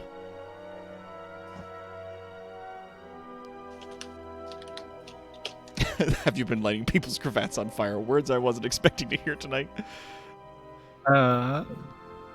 Hey, there's a tiny intern here. Sup, it's me, your resident, deeply infrequent Stephen Page buddy. Hey, tiny intern, how's it going? Make sure you fill out the proper intern paperwork. Yep. Make sure you fill out those proper forms. Talk to Esteban on our Make our sure you Discord opt in- link below. Make sure you They're signed up for pit training. make sure you opt into the immortality clause. We'll get that treatment so you don't end up like the other interns. Mhm. Right, they're not flame resistant. This is true. Not when So they yeah. first get out. What are you guys doing? You guys now find yourselves with this thing in the town of Alderth, which is on like the south half of this continent down here. So that's kind of where you guys are at. We need to go to Elora, I believe. No, it was Egris. Egris? Egris up there Egris? is What is some more business that Caleb has there, or at the very least, Oh. it's also a place where Raynor's got some stuff going on. Yeah, it's where Caleb found that dragon statue. Yeah. Yep. Found finger. Yes. Finger There's quote, water yes. in the way. There's a river on the map, but do we know of any like fords, ferries, crossings, bridges, anything that could get us across that doesn't take us into the center of the Empire? It doesn't take you at least close to the walls of the Empire of Revalden proper. You do find yourself sort of in that position where you're like, are there any bridges? There's none on the map. There's not even any paths there. But there is noted, at very least, on the map that you guys have, is not only a destroyed town that is no longer labeled, but there doesn't appear to be any marked bridges. Of course, that doesn't mean that there isn't any roads or paths that lead in that direction that do cross that bridge and move directly north into Allura. All of the roads, as you can see on this map, typically all just move inwards towards the Empire proper. There's a lot of other paths and whatnot that you guys have seen moving from place to place that just aren't listed. How So much we're gonna does this go wagon crossfield weigh? cart. A wagon. You guys got a wagon. How much does this carriage weigh? Out of curiosity. Yes. The specific notes on the carriage, Lord Waycrest's carriage, has 2 draft horses that are pulling it. Each of these horses typically will run you in the vicinity of 50 gold pieces, and they can each carry 540 pounds. Now, when they are hooked up to a carriage, they can pull 5 times that weight at max. So each of them can pull 2,700 pounds, not including the weight of the carriage itself. The carriage, due to its ornate nature and its masterful craftsmanship, would be worth somewhere in the vicinity, without the chest of holding built into it, the carriage itself would still be worth about 2,000 gold pieces. It weighs 800 pounds on its own. Cannot just levitate the carriage. Okay. Yeah. So there's that. But those are sort of the specifics. So you'd be looking at what, 5,400 pounds you guys could pull all together? 2,700 per horse. We can get a lot of weight, but we need to be able to find a crossing because I don't really want to go closer to the Empire. I don't think any of us want to go closer to the Empire. Nope. I mean, we could double back around because don't we have to go to? That's a It was either long Willow way. or Braniel that we had to go to go pick up the girl. Silverclaw Anyway. is no longer within your shot, is he? He's Who? long. No, he's gone. Fuck. I don't want to go all the way back because we weren't friends with everyone that whole way back. We were not friends, everybody along the way, so maybe we don't want to go back that direction.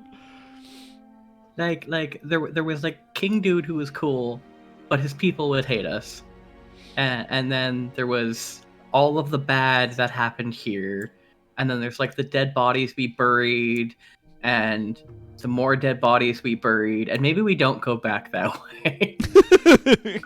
We have to go back that way so we can pick up the little girl we adopted. Here, and then there.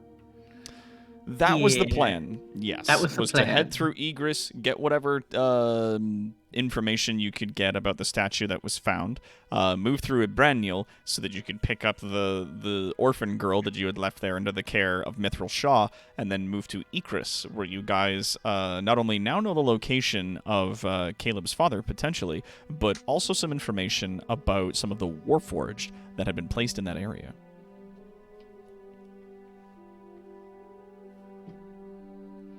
Yeah, So all for that's sorry. Go ahead. going north along the river and trying to find a ford. Yes. All right. Surely there has Bound to be some sort of bridge. some shallow Worst spot. case, I'm sure we could make one. It just might take some time. So, who's driving? Alloy has proficiency with land vehicles. There you go. That's good. So if you roll your, I believe it's animal handling in order to drive the carriage, you would add your proficiency to it. Because you have proficiency in carriages. Somewhere in your programming is the information on how to drive a carriage. It is a 6. Okay, cool. It's gonna be a bumpy ride, folks. Super cool and fun. I'm gonna vote the ranger sits with the metal man so we don't get Oh, my God. lost. Well, oh no! I mean, the he knows how to drive. He's just maybe a little rusty. Tish. Does he know how to drive the right direction? Wow, that's just rude. I mean, aren't you only supposed to make a check when you're doing some kind of difficult maneuver? Just like regular driving doesn't really even require a check. Hey, Ally, when was the last time you drove a carriage? Not in all the time we've known each other. Yeah, no, like I don't think there's any kind of horseback riding in Autometh, so there are mounts there, It's but been a none of them are while. horses typically, or at the very least, one of them is a horse, but it's not alive.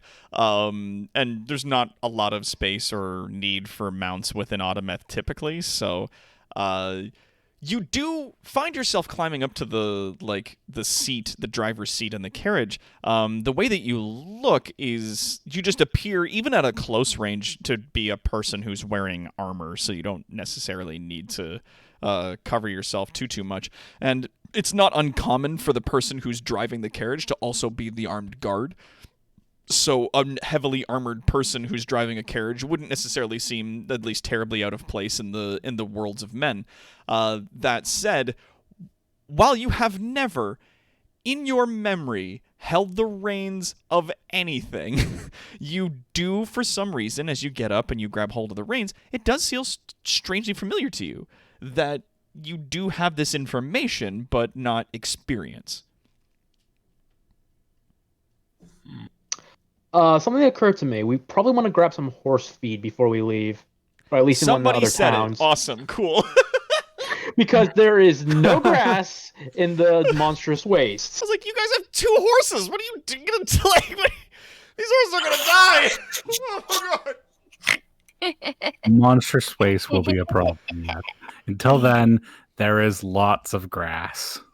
In fact, there is nothing but grass. It's all grass. Forever it's grass. Worst case scenario, I can technically prepare great food and water and just cast it right before we go to sleep every night.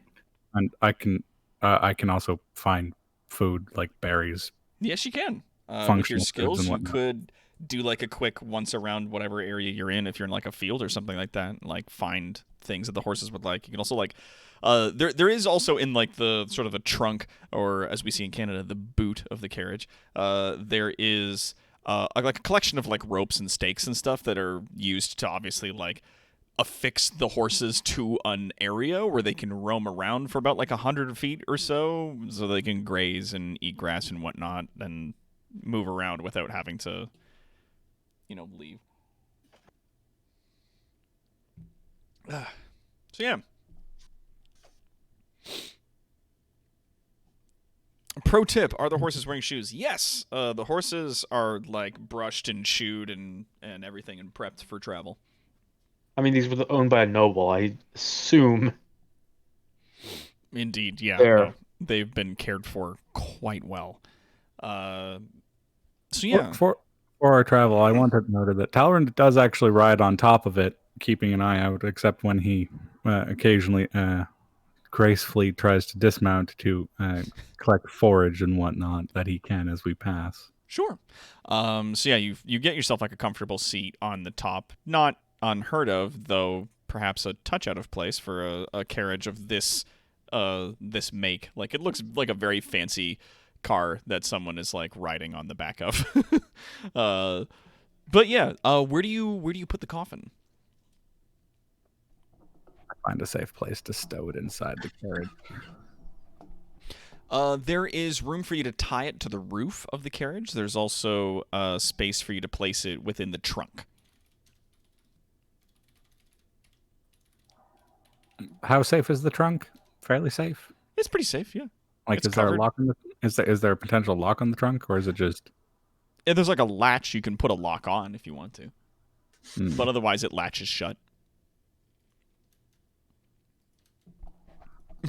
Tiny intern apparently is a horse person and has horse information that they could be giving us. I go inside the carriage, Mhm. where the rest of the party is sitting, and hand it gently to Snack and Piffles and say, "Please take care of her while I keep a watch out on top." We've been handed the casket. Yes, you have. Okay. and then I slam the brakes. Oh no! It jammed So- into the chest of holding. No, it's fine. For those Uh, those of us traveling inside the carriage, I will would not we do be that able to to you. get I promise. Would we be able to qualify for a rest while inside the carriage? It would be considered resting, yes, Cool. because I it wanna is put- comfy as fuck in there. I want to put the casket on the floor so it won't fall over or get rolled over or bounce around, and then I want to tie the casket into the carriage so that it doesn't move, and then I want to use some of my rope to make like a little harness so that I can be like strapped to the casket so I can sleep without falling off the casket or the casket going anywhere. So, are you strapping it to the floor or to a seat? I'm strapping the casket to the floor and then strapping me to the casket. Okay. And then Again, Okay, I have. You've definitely got like the handles that are on the side of it. Typically for the pallbearers to carry, you can sort of run some rope through it, and you can definitely sort of like affix it to a place. But like, there's not really a lot of places for the rope to attach to inside the carriage. But like, with the way that the suspension is built, like even if you guys are off road, like it's not gonna wiggle or move around too much. If you do place it in the center of the floor, like the carpeting that's in there is soft enough that it's not going to damage it if it rattles around. And you and Piffles both, because of your smaller size, like your feet don't touch the ground if you're sitting in the seats. So you could seat yourselves above it in such a way to keep an eye on it.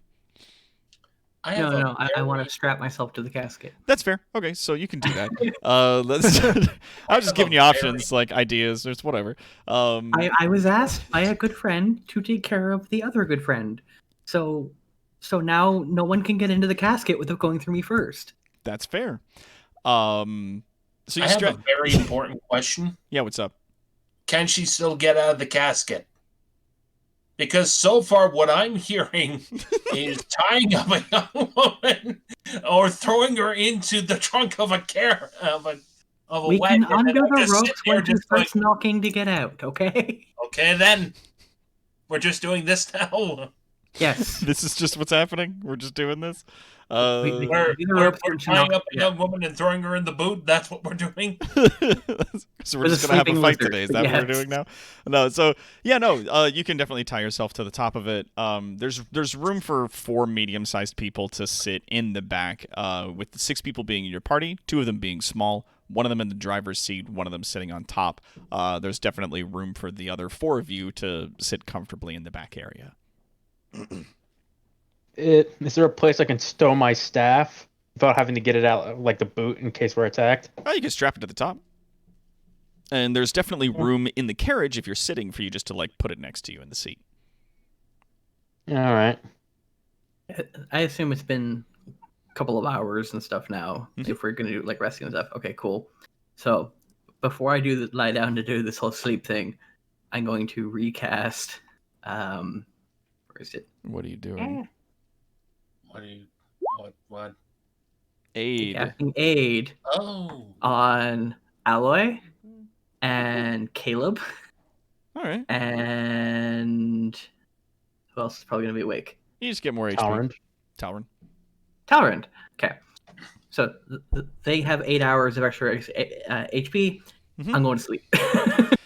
Yeah, as much? the sun starts coming up, It's only 5, I believe. you are still in command of the vehicle. You guys haven't necessarily left yet because there was some discussion about finding food. Did you want to drive around town to try to look for supplies? Might be an idea. You know what I'm going to say? I'm going to say that in the trunk there's, I'm going to say 4 days worth of just like feed in little feed bags for the horses. Okay. Little feed bags. There you go. Feed bags with feed in them. Because I'm just thinking, I'm like, would Shaw give you these horses without, like, provisions for the horses? And the answer is, like, probably not. There's, like, brushes and stuff for them in there and, like, you know, the hammer and pittons and whatnot you'd need for reshoeing them and a few spare shoes and stuff like that kept in the boot of the wagon. Hopefully that's not something we have to attempt, because that's a lot of skilled work there. It might be, but There are people in each of the towns. I mean, you would know this, Talrand, especially, that, like, in each of the towns, if you go in, there are sort of a medieval version of a valet where you go, like, turn your horses into a local stable, and then they will also keep your carriage in a place, and they'll reshoe your horses if they need to. They'll give them a brush and stuff for an amount of silver. They'll care for your horses while you're in town. Which is convenient. Yeah, but if you do need to leave expeditiously, like, that's hard because the horses aren't attached to the carriage. So you need to make sure that that's a thing. But not a lot of people have these things anyways. Like, the convenience of traveling by carriage is really only relegated to nobles. So yeah, farrier is the word you all want to remember. Farrier, yes. Thank you, Tiny Enter. Yeah, I know what that is. Yeah, person that takes care of your horses for you. Watch videos of What takes farriers. care of them? Farriers do the hooves. They basically they pick out everything that's in the hooves and then they reshoe them. That's nice. I've watched videos of it. It's actually really fascinating. They also clip the hooves because the hooves actually grow nonstop. And their nails. Yeah. They're nails. they're So they great clip Mhm. horse ones, they clip cows, and they clip sheep. Fucking yikes. Do I they had to clip, or do they at clip them, school. or do they file them? They clip and file depending on how long they are. With sheep, you usually clip them. They have these really neat looking shears you use because sheep hooves are fairly soft, so you can clip them pretty easy. Mhm. Horse hooves, you usually have to file because they're fairly hard. But if they are, if In a they're long time. overgrown, they'll often have to use something more heavy duty on them. And yeah, like Tiny Intern is saying now, therapeutic hoof care. So cleaning the hooves, making sure that everything is good, making sure that everything is healthy down there, and then floating teeth. Though that's typically something done by a vet. Usually is floating teeth, but the horse world has a lot of, I don't want to say shady business, but a lot of stuff that's done at home. Yeah. Just because horses are so big, a lot of vet clinics can't take them on. There's not a lot of rural vets. There's not a lot of horse vets in general because almost nobody wants to get into large animal anymore. Yeah, that's So true. they basically a lot of other people that care for them do what they can to make up the missing portions of what isn't offered by vets or what make up for what vets aren't in the area. I know a large animal vet. It's how my uncle got married. We had a dairy farm. My grandfather had a dairy farm, and he invited young vet students, young and pretty ones, so my uncle could try to fall in love with some of them. Oh, that's cool. Yeah, and that's how I got my aunt, who is extremely headstrong, and I would never try cross because she would rip me a new one. She sounds fucking awesome.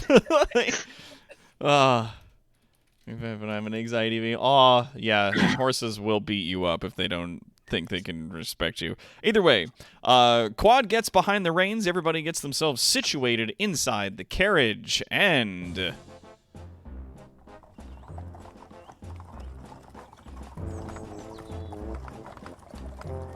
you guys make your way out the streets of Walderth and onto the stone-paven path that heads north.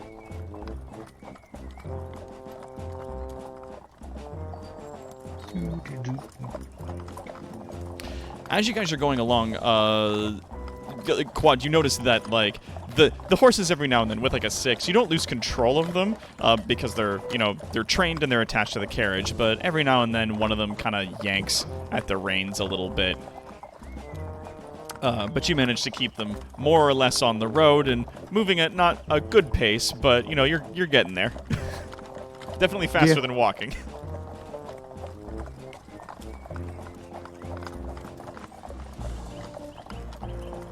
Relaxing than walking too, and Yeah, that's a mood. common rabble will also generally try to avoid us. Yes. Unless they're bandits, at which yes. point they might try to cause problems for us. Yeah. You guys are basically riding around in what is the fantasy version of a Mercedes-Benz. So this is, it's definitely this money, big money. Most people, especially peasantry, don't see a piece of gold in their life. They mostly trade in copper and silver. Unless they're establishment owners, like tavern owners and stuff like that, that will on occasion trade in gold, but it's very occasionally. But most people, as their guys are going along, they don't get that.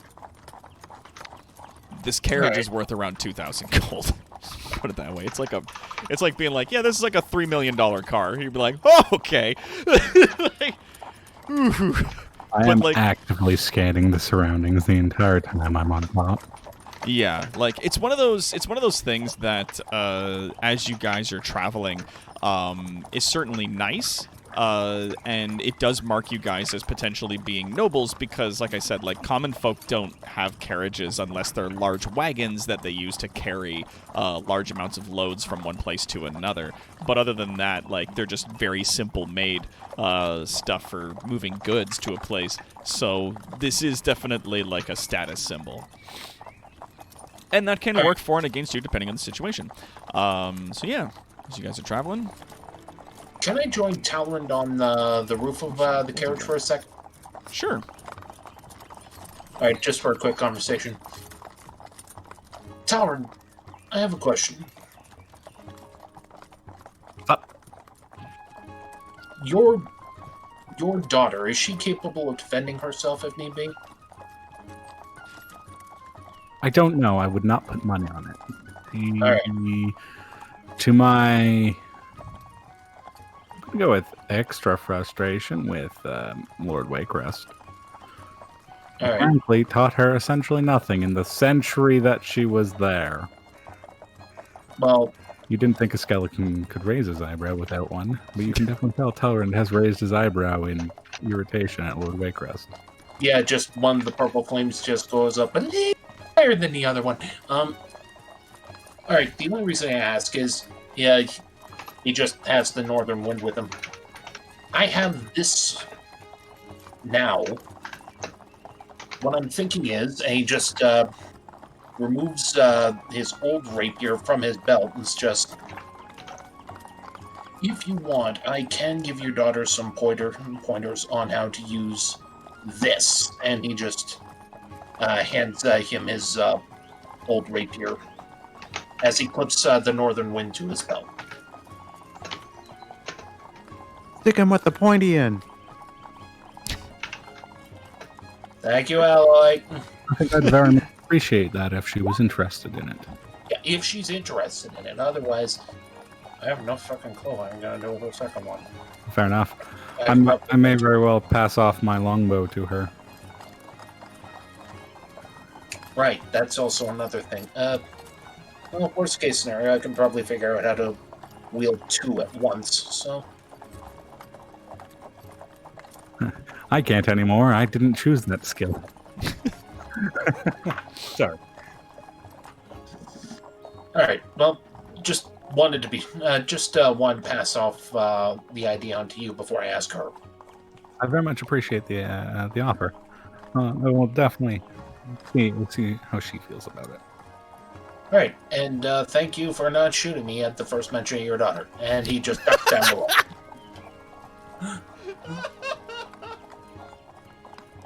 Thank you for not killing me. For talking about your daughter. Okay, bye. Because I fully expected your daughter. Arrow, arrow, arrow, arrow. Straight the fuck into my chin. I want you to understand that up until this very moment, and you said that, Talrand had not quite processed that his daughter was no longer the equivalent of 10. So Talrand is now sitting there going, I might need to kill Caleb. I'm gonna have to. It's just like, thank you for not killing me for mentioning your daughter. Gets in the carriage, and he's just like, oh yeah, I might have to kill him. Oh yeah. I feel like at some point Alloy's gonna look behind him and Talrand's gonna be sitting there polishing a shotgun. I want to show you what I've set up in my attacks. I cast Whisper. Whisper. Yeah, 25. That's my bow attack. Yeah. Not minimum damage, but yes. It shows up as Whisper now, and it makes me smile. All right. Shoot. Nipples is gonna start like playing her like little like ukulele-sized lute while they're traveling along. Aw. While we're traveling along, do I find anything fun and edible while I'm foraging? Yeah, looking out over the fields, you see there's like a number of different things that both you guys and the horses themselves could eat. You see like large patches of alfalfa. You see that there's like a number of different flowers and berries and stuff like that are growing in and amongst the wild grass and the wildflowers. As you guys are traveling north along the road, you do see, as almost expected, that there is sort of a loose stone path that leads off to the left along the side of the river for those that didn't necessarily want to go into the Empire properly, but did want to move north. Let's follow that. And yeah, you guys take onto that other road, and it does move you along the side of what is a sizable river. Like, this river is easily, like, 200 feet, maybe, closer to, like, maybe about 100 yards or so across.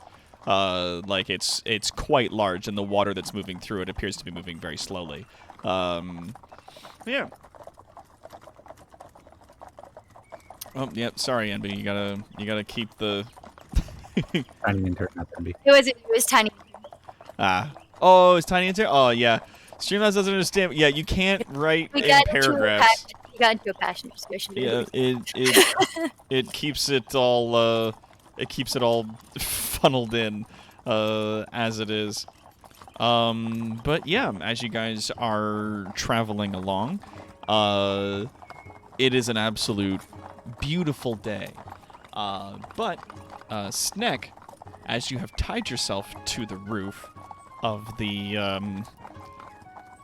coffin, you hear, after you guys have been traveling for a few hours, and it's about midday, you hear from the inside of the coffin a knocking. Are the curtains drawn? If the curtains aren't drawing, Sneck wants to, like, he will untie himself quickly and just, like, draw the curtains and then untie the coffin.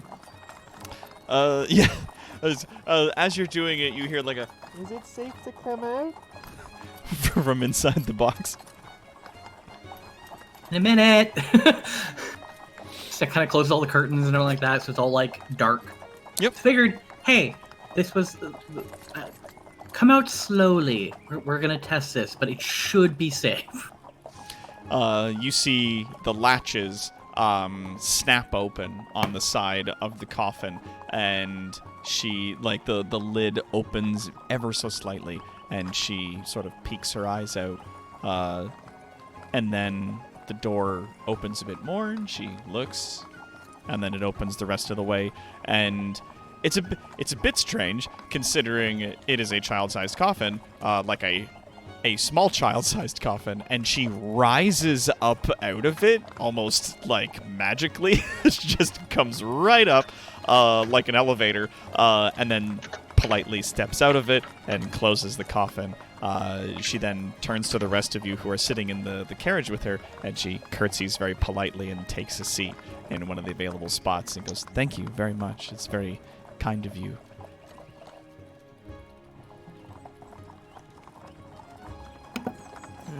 Sneck Did kind of somebody just, like, tell me she's out of her coffin? well, we don't want to open the curtains. Drakyard uses his staff to bonk the top of the roof. Let Talron know his daughter has exited the coffin. I feel like most carriages like this would have some way for the driver to talk to somebody inside the carriage. Yes, behind the driver's seat, there's like one of those tiny slide aside things that you can, like, peek through. Or at the very least, even with curtains drawn, we can hear through that window. Mm-hmm. She's awake, don't open the doors.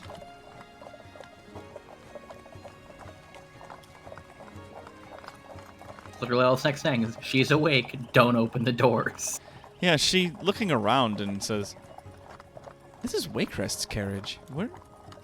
She Not anymore. looks to one of the It's windows ours and just now. very, very gently puts one of her fingers to the drapes and moves them just a bit so that she can peek out without catching any direct sunlight. And she sort of looks through the crack in the window and then moves the drape back and goes, "Where are we going?" Well, we have a few stops we need to make, but then we'll be going to the Kingdom of Autometh. I like it there. I did hear of this place. The king is the better version of the asshole you were living with. Well, I mean, it does depend on exactly what you mean by the nicer version. He's not into creating the whole undead zombie army thing. Indeed. For all of his shortcomings, Lord Waycrest was a gentleman, though at the end of the day, not the gentleman any of us needed. It was He kind was of a you slaver. to... Yes, I can see that now. It was kind of you to come to my rescue, and to the rescue of those who were also serving there. Enslaved. But yes. King doesn't do that. Not really. Tell me about your king. Oh, Jesus. She's like, I've only heard stories of what the other members of their religious order would say. Snack just kind of lights up. Yeah, and it's like, Steph takes out a pamphlet and says, "Would you like to hear about the change of our king?" Pamphlet.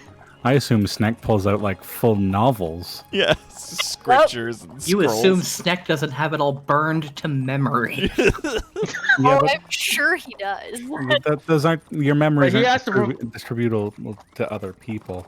So which poetic ode does he start going into? Like the first or the millionth and a half? No. Snack would not do poetry. Snack is very matter of fact, just because it's just the way he functions. It would just be a list of like, okay, so the king provides safe harbor for all of these different creatures. The king does this, the king does that, the king does this, the king does that. The king sent us out in order to actually free a bunch of slaves that were being trapped in another place. The king sent us to go do this. Like, it's literally just a functional list of all of the things the king does right. She listens intently and smiles very warmly as you go through a recount of a lot of the things that the king does. She says, so this is a kingdom for, well... Everyone who's not an asshole. Because to put it politely, this would be a kingdom for monsters. Depending on your point of view on what exactly a monster is, I prefer, It's a kingdom for the civilized races. Well, the There you go. non-empire approved peoples, it would seem. Like I said, the civilized races. She chuckles and covers her mouth a little bit.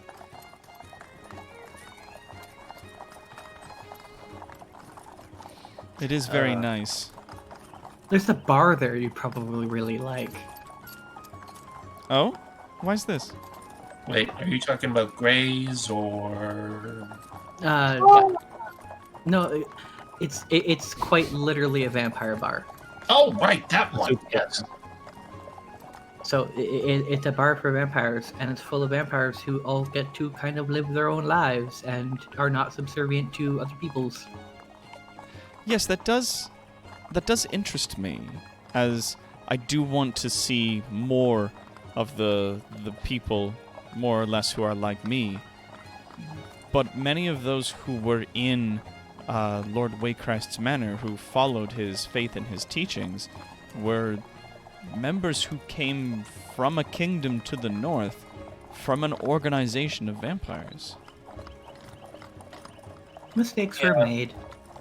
Foolish people do foolish things. Some centuries ago, they made away from the kingdom, and instead of taking me to this Autometh, I was abducted and taken down to Alderth. As I said, stupid people do stupid things. I imagine that they were people who did not agree with the king's teachings. I was about I to say, keep if saying Talrand this. hears any of Stupid people do stupid things. If Talrand hears any of this conversation, he very much comments, the king is willing to welcome almost anybody except those who decide they wish to be intolerant. She smiles and says, "Thank you, Father," as she, sort of shouts up through the carriage. She smiles brightly at everybody who's there with you. She says, "This is very exciting. I've not been outside of Alderth for many, many years. Not since I was brought there. And, it is very exciting." Oh. Jack here. Yes. I'm in the carriage too. You don't have to. I know, that's why I'm saying your name. I'm getting your attention. Turning to you. Jack here. I can't do a lot of cool looking things, but you have that one spell that you always cast to do all sorts of cool things. Can we do cool things in the carriage so that she has things that are fun to look at after being stuck in that hellhole that long? She looks to you and goes, "You know prestidigitation?" That one, Indeed. I think. Yeah. Yes, indeed. One of a number of spells I know. Hmm. Do you know that spell too? Well, Do you do spells? not necessarily in the same sense. I know prestidigitation, prestidigitation. I know how to spell and read and write, but spellcraft was not something that I took particular interest in. Do you know how to defend yourself? And she was in theory, I was trained with a sword in fencing, but it was only allowed to go to a certain point. Once I began to catch up with my instructor, they stopped my classes. Of course they did. All right. With that, Caleb's just going to take his old rapier. In that case, a gift of your emancipation from that asshole. And you give her the rapier? I give her my old rapier, yes. Oh, she happily takes it, and her eyes go wide as she looks it over, smiling brightly. She unsheathes the blade about 2 or 3 inches to have a look at it, and she goes, "This is so wonderful, thank you." Ah, on that note, since I never use it anyway, Snack just pulls out his light crossbow and a couple, the 18 crossbow bolt he carries for it, and gives it to her because he never freaking uses it. It weighs as weight. She goes, "If you haven't learned to use this one, it's real easy. Just point in their general direction and pull the trigger." What are you giving to her? Oh, A light crossbow. Oh. Looking at it, Crossbows were built because they were stupidly simple to teach people to use. It's quite literally point in that direction, pull trigger. And it got to the point where the Pope said, "Nope, this is too much," and then outlawed them. Yeah, because they're literally They were not use it against another Christian nation. These are too stupidly simple to use. We stop using that on our nobles and their fancy armor. Our nobles are dying, and that's not how fights are supposed to go. It's supposed to Peasants are killing all of our nobles. That's not how this is supposed to play out.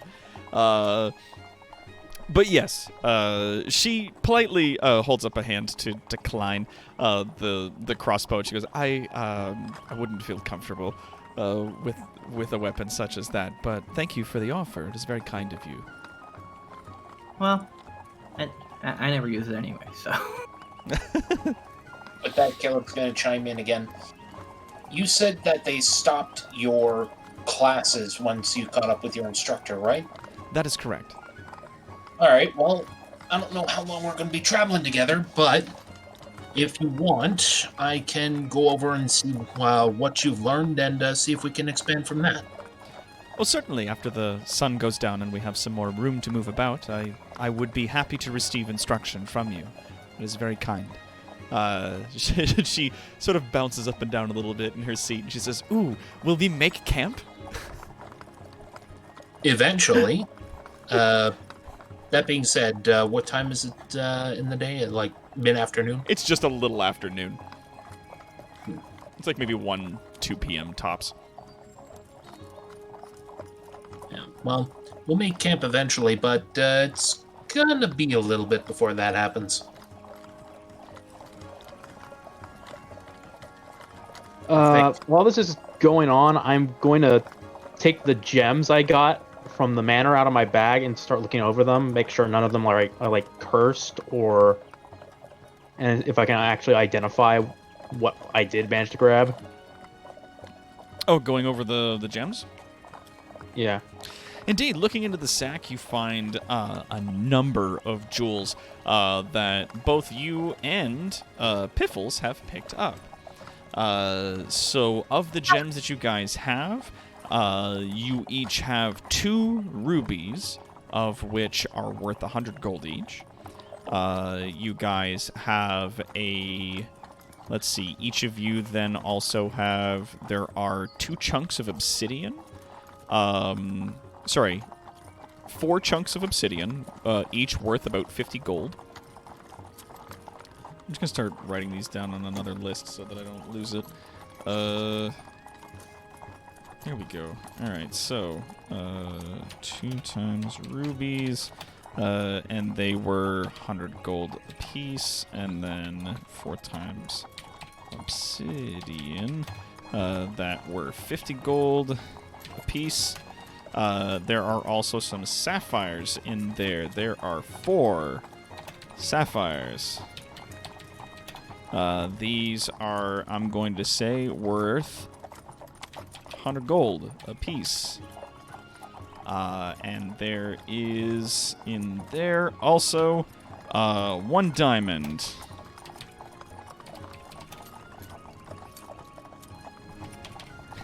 It's worth 300 gold.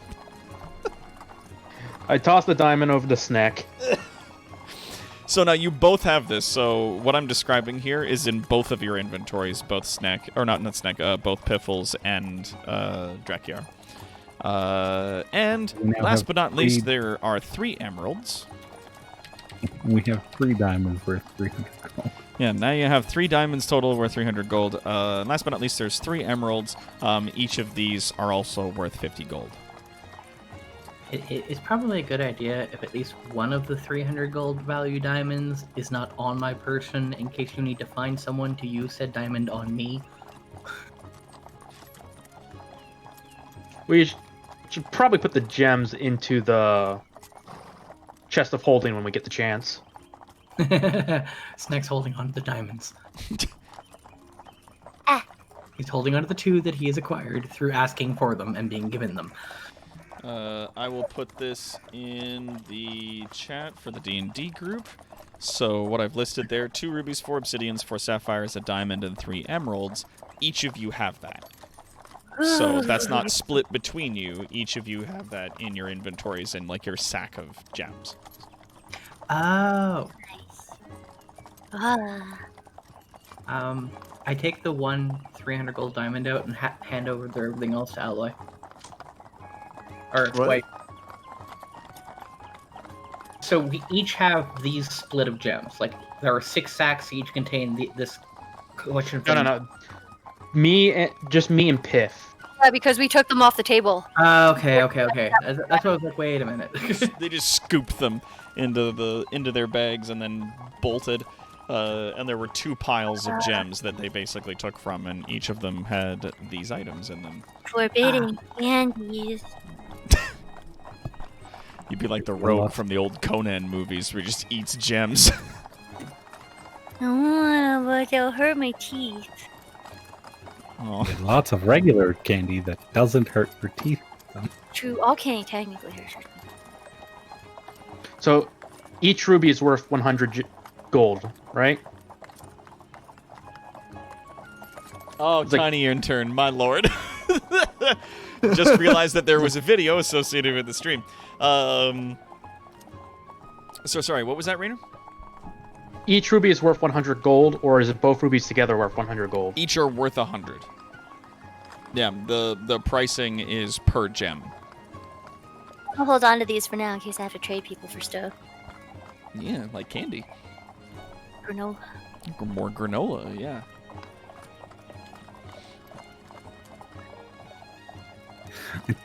Talron kind of expects his granola in the seat to disappear over time. All right. As you guys are traveling along the road and enjoying the beautiful day that you guys have there with you, you do see on the right side of the road there is a campfire that's been started, and there are 4 gentlemen who are standing around the campfire. One of the gentlemen, when he sees you guys approach, stands and moves into the road and puts his hand up for you guys to stop. What does he look like?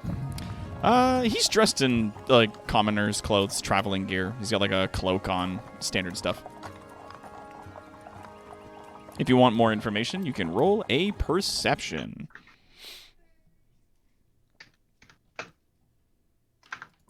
Oh, hold on, where'd the music go? Remember, those of us in the carriage probably won't be able to There make we go. perceptions because we've got the blinds closed. That is correct. So a 19 perception, Alloy with a 13. Esteban, you see that he has on his hip a pair of short swords that he's got strapped to him. And as he steps into the middle of the road, he sort of has his palm on the pommel of the sword on his right side, and he has his left hand up. As you guys pull up, he, gestures for you guys to stop and goes, "Ho there, travelers! Ho there!" How did I let them get this close without seeing them? What's that? How did I let them get this close without seeing them? Because I've been actively scanning the... Oh, yeah, it was just one of those, like, you see them over on the side of the road as you come over the hill, and they're, a short distance away, and when they see you coming, they all stand up, and the one guy gets into the road and puts out his hand to say, "Ho there." Talron does a double tap on top of the roof. So a noted double stomp on it. At least to the people inside of it. Something might be going down. Going to slow down as to not run over the person. Yeah, and he goes, "Thank you very much. It's not very often we get, nice people coming out of Alderth, coming this far north. So what's fine folk like you traveling along the roads here?"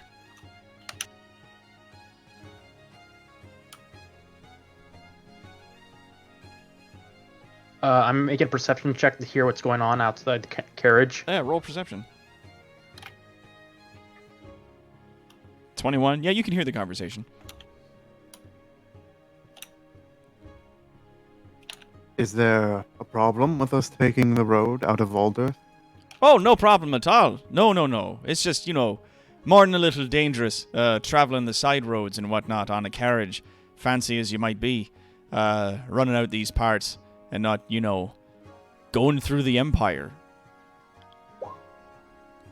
One might think that you're carrying some valuable cargo along your way.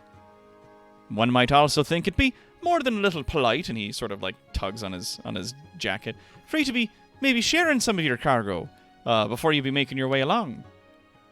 Think of it as a toll road, more or less.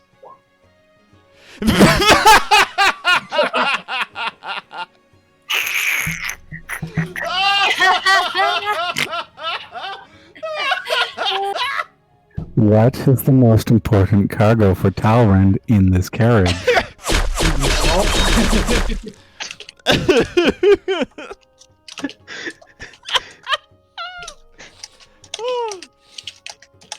Do you open up on him with your bow?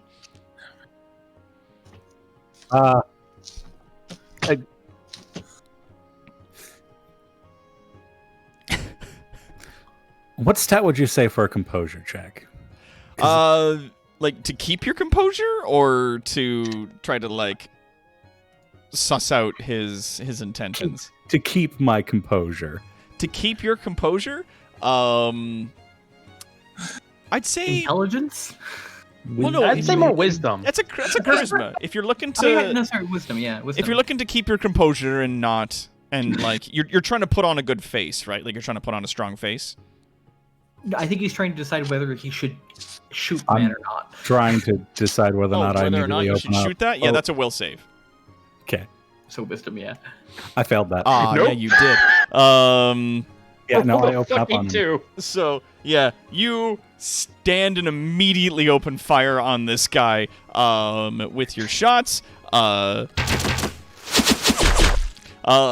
Two of them, he ducks and barely manages to dodge as you open fire at him. Oh, the last one catches him in the shoulder and he goes, "Ah, shit! Now, boys! God damn it!" And you see a bunch more of these sort of traveler-looking fellows stand up behind some bushes and rocks off to one side and immediately start rushing the caravan. And with that, we will end our stream for today. And we will open with a combat for next stream. This is scary. Scary time. It's 10:15. We gotta wrap this one up because I gotta eat a food and be responsible with the time that I'm spending doing this kind of stuff. We can indeed raid the optimal duo. Yeah. Just a quick question. How long would you say we had to rest while in the... While in the back of the carriage? Couple hours. At least. A good couple hours. Like You had enough one time long for a rest? short rest. It was not 8 hours worth of a long rest, no. Because it's And about that was 1:32 not p.m. useful. at this point. Yeah, that was not useful to me then. Yeah. I used my last 3rd level spell to get the Caleb's Grunkle flying out of that burning building. You I want did? to fire my dice roller, by the way. 3, 3, fucking 19, and then 2. And then the 2. Yeah, you've been rolling some pretty hard dice there. Oh, and thank you, Tiny Intern, for the follow to our channel. Thank you so much. Want to make sure that he took some Excuse damage me. from that, He that did. shot that hit him. Don't you worry. Excellent. I definitely have the board set up for us, and we can have a look at it and put ourselves in there more for next game. But for now, I say thank you everybody for coming out to our live stream. This is a huge amount of fun putting on. I'm so glad that we've got the mansion sort of to the back of us, and we can finally move forward with the rest of our adventures going on here. That mega dungeon was a hell of a time, and I'm really glad with how that turned out in the end. So yeah, you guys, we do have a Discord. That is correct, Envy. Thank you for reminding me. Down below the stream, there is a button that will link you to our Discord if you want to come and join our community for any of the new people that are watching us here. But until then, though, my bravest of citizens, I am Toronto's greatest supervillain and evil genius, Dr. Tarawa. Tonight, your kind of benevolent DM, coming to you live from the Lair 4.0. We are joined, of course, by our intrepid players. Going down the list, we've got Esteban, Best Dad Talrin, our skeleton archer. Best dad. Eee. And we've got Raynor playing Drakiar, our draconian sorcerer. Oh, I'm in a tricky spot. I am pretty much down the cantrips. Ooh. And we've got Kaldaka Gray playing Sneck, our kobold cleric. Sneck was asked to protect Vampire Daughter. Sneck is going to do this. And we've got Quad playing Alloy, our warforged warrior. Fight. And of course, we've got Caleb playing our Air Genasi rogue, or rather, Palanthir playing Caleb, our Air Genasi rogue. So my uncle's a werewolf, my dad's a pirate. What next? Is my grandfather God or something? What's going on here? No, your Not related grandfather to is the Santa game. Claus. Don't be silly. Right, Grandpa Santa Claus. Right, yes. Right. Silly me. And thank you for the subscription, Tiny Intern. I really appreciate that. Thank you so much. Welcome. Yeah, sub hype. And of course, last but certainly not least, we've got Envysaurus Rex playing Piffles, our goblin bard. I do stuff. Yeah, and we will see you all next time on our live stream. End of line.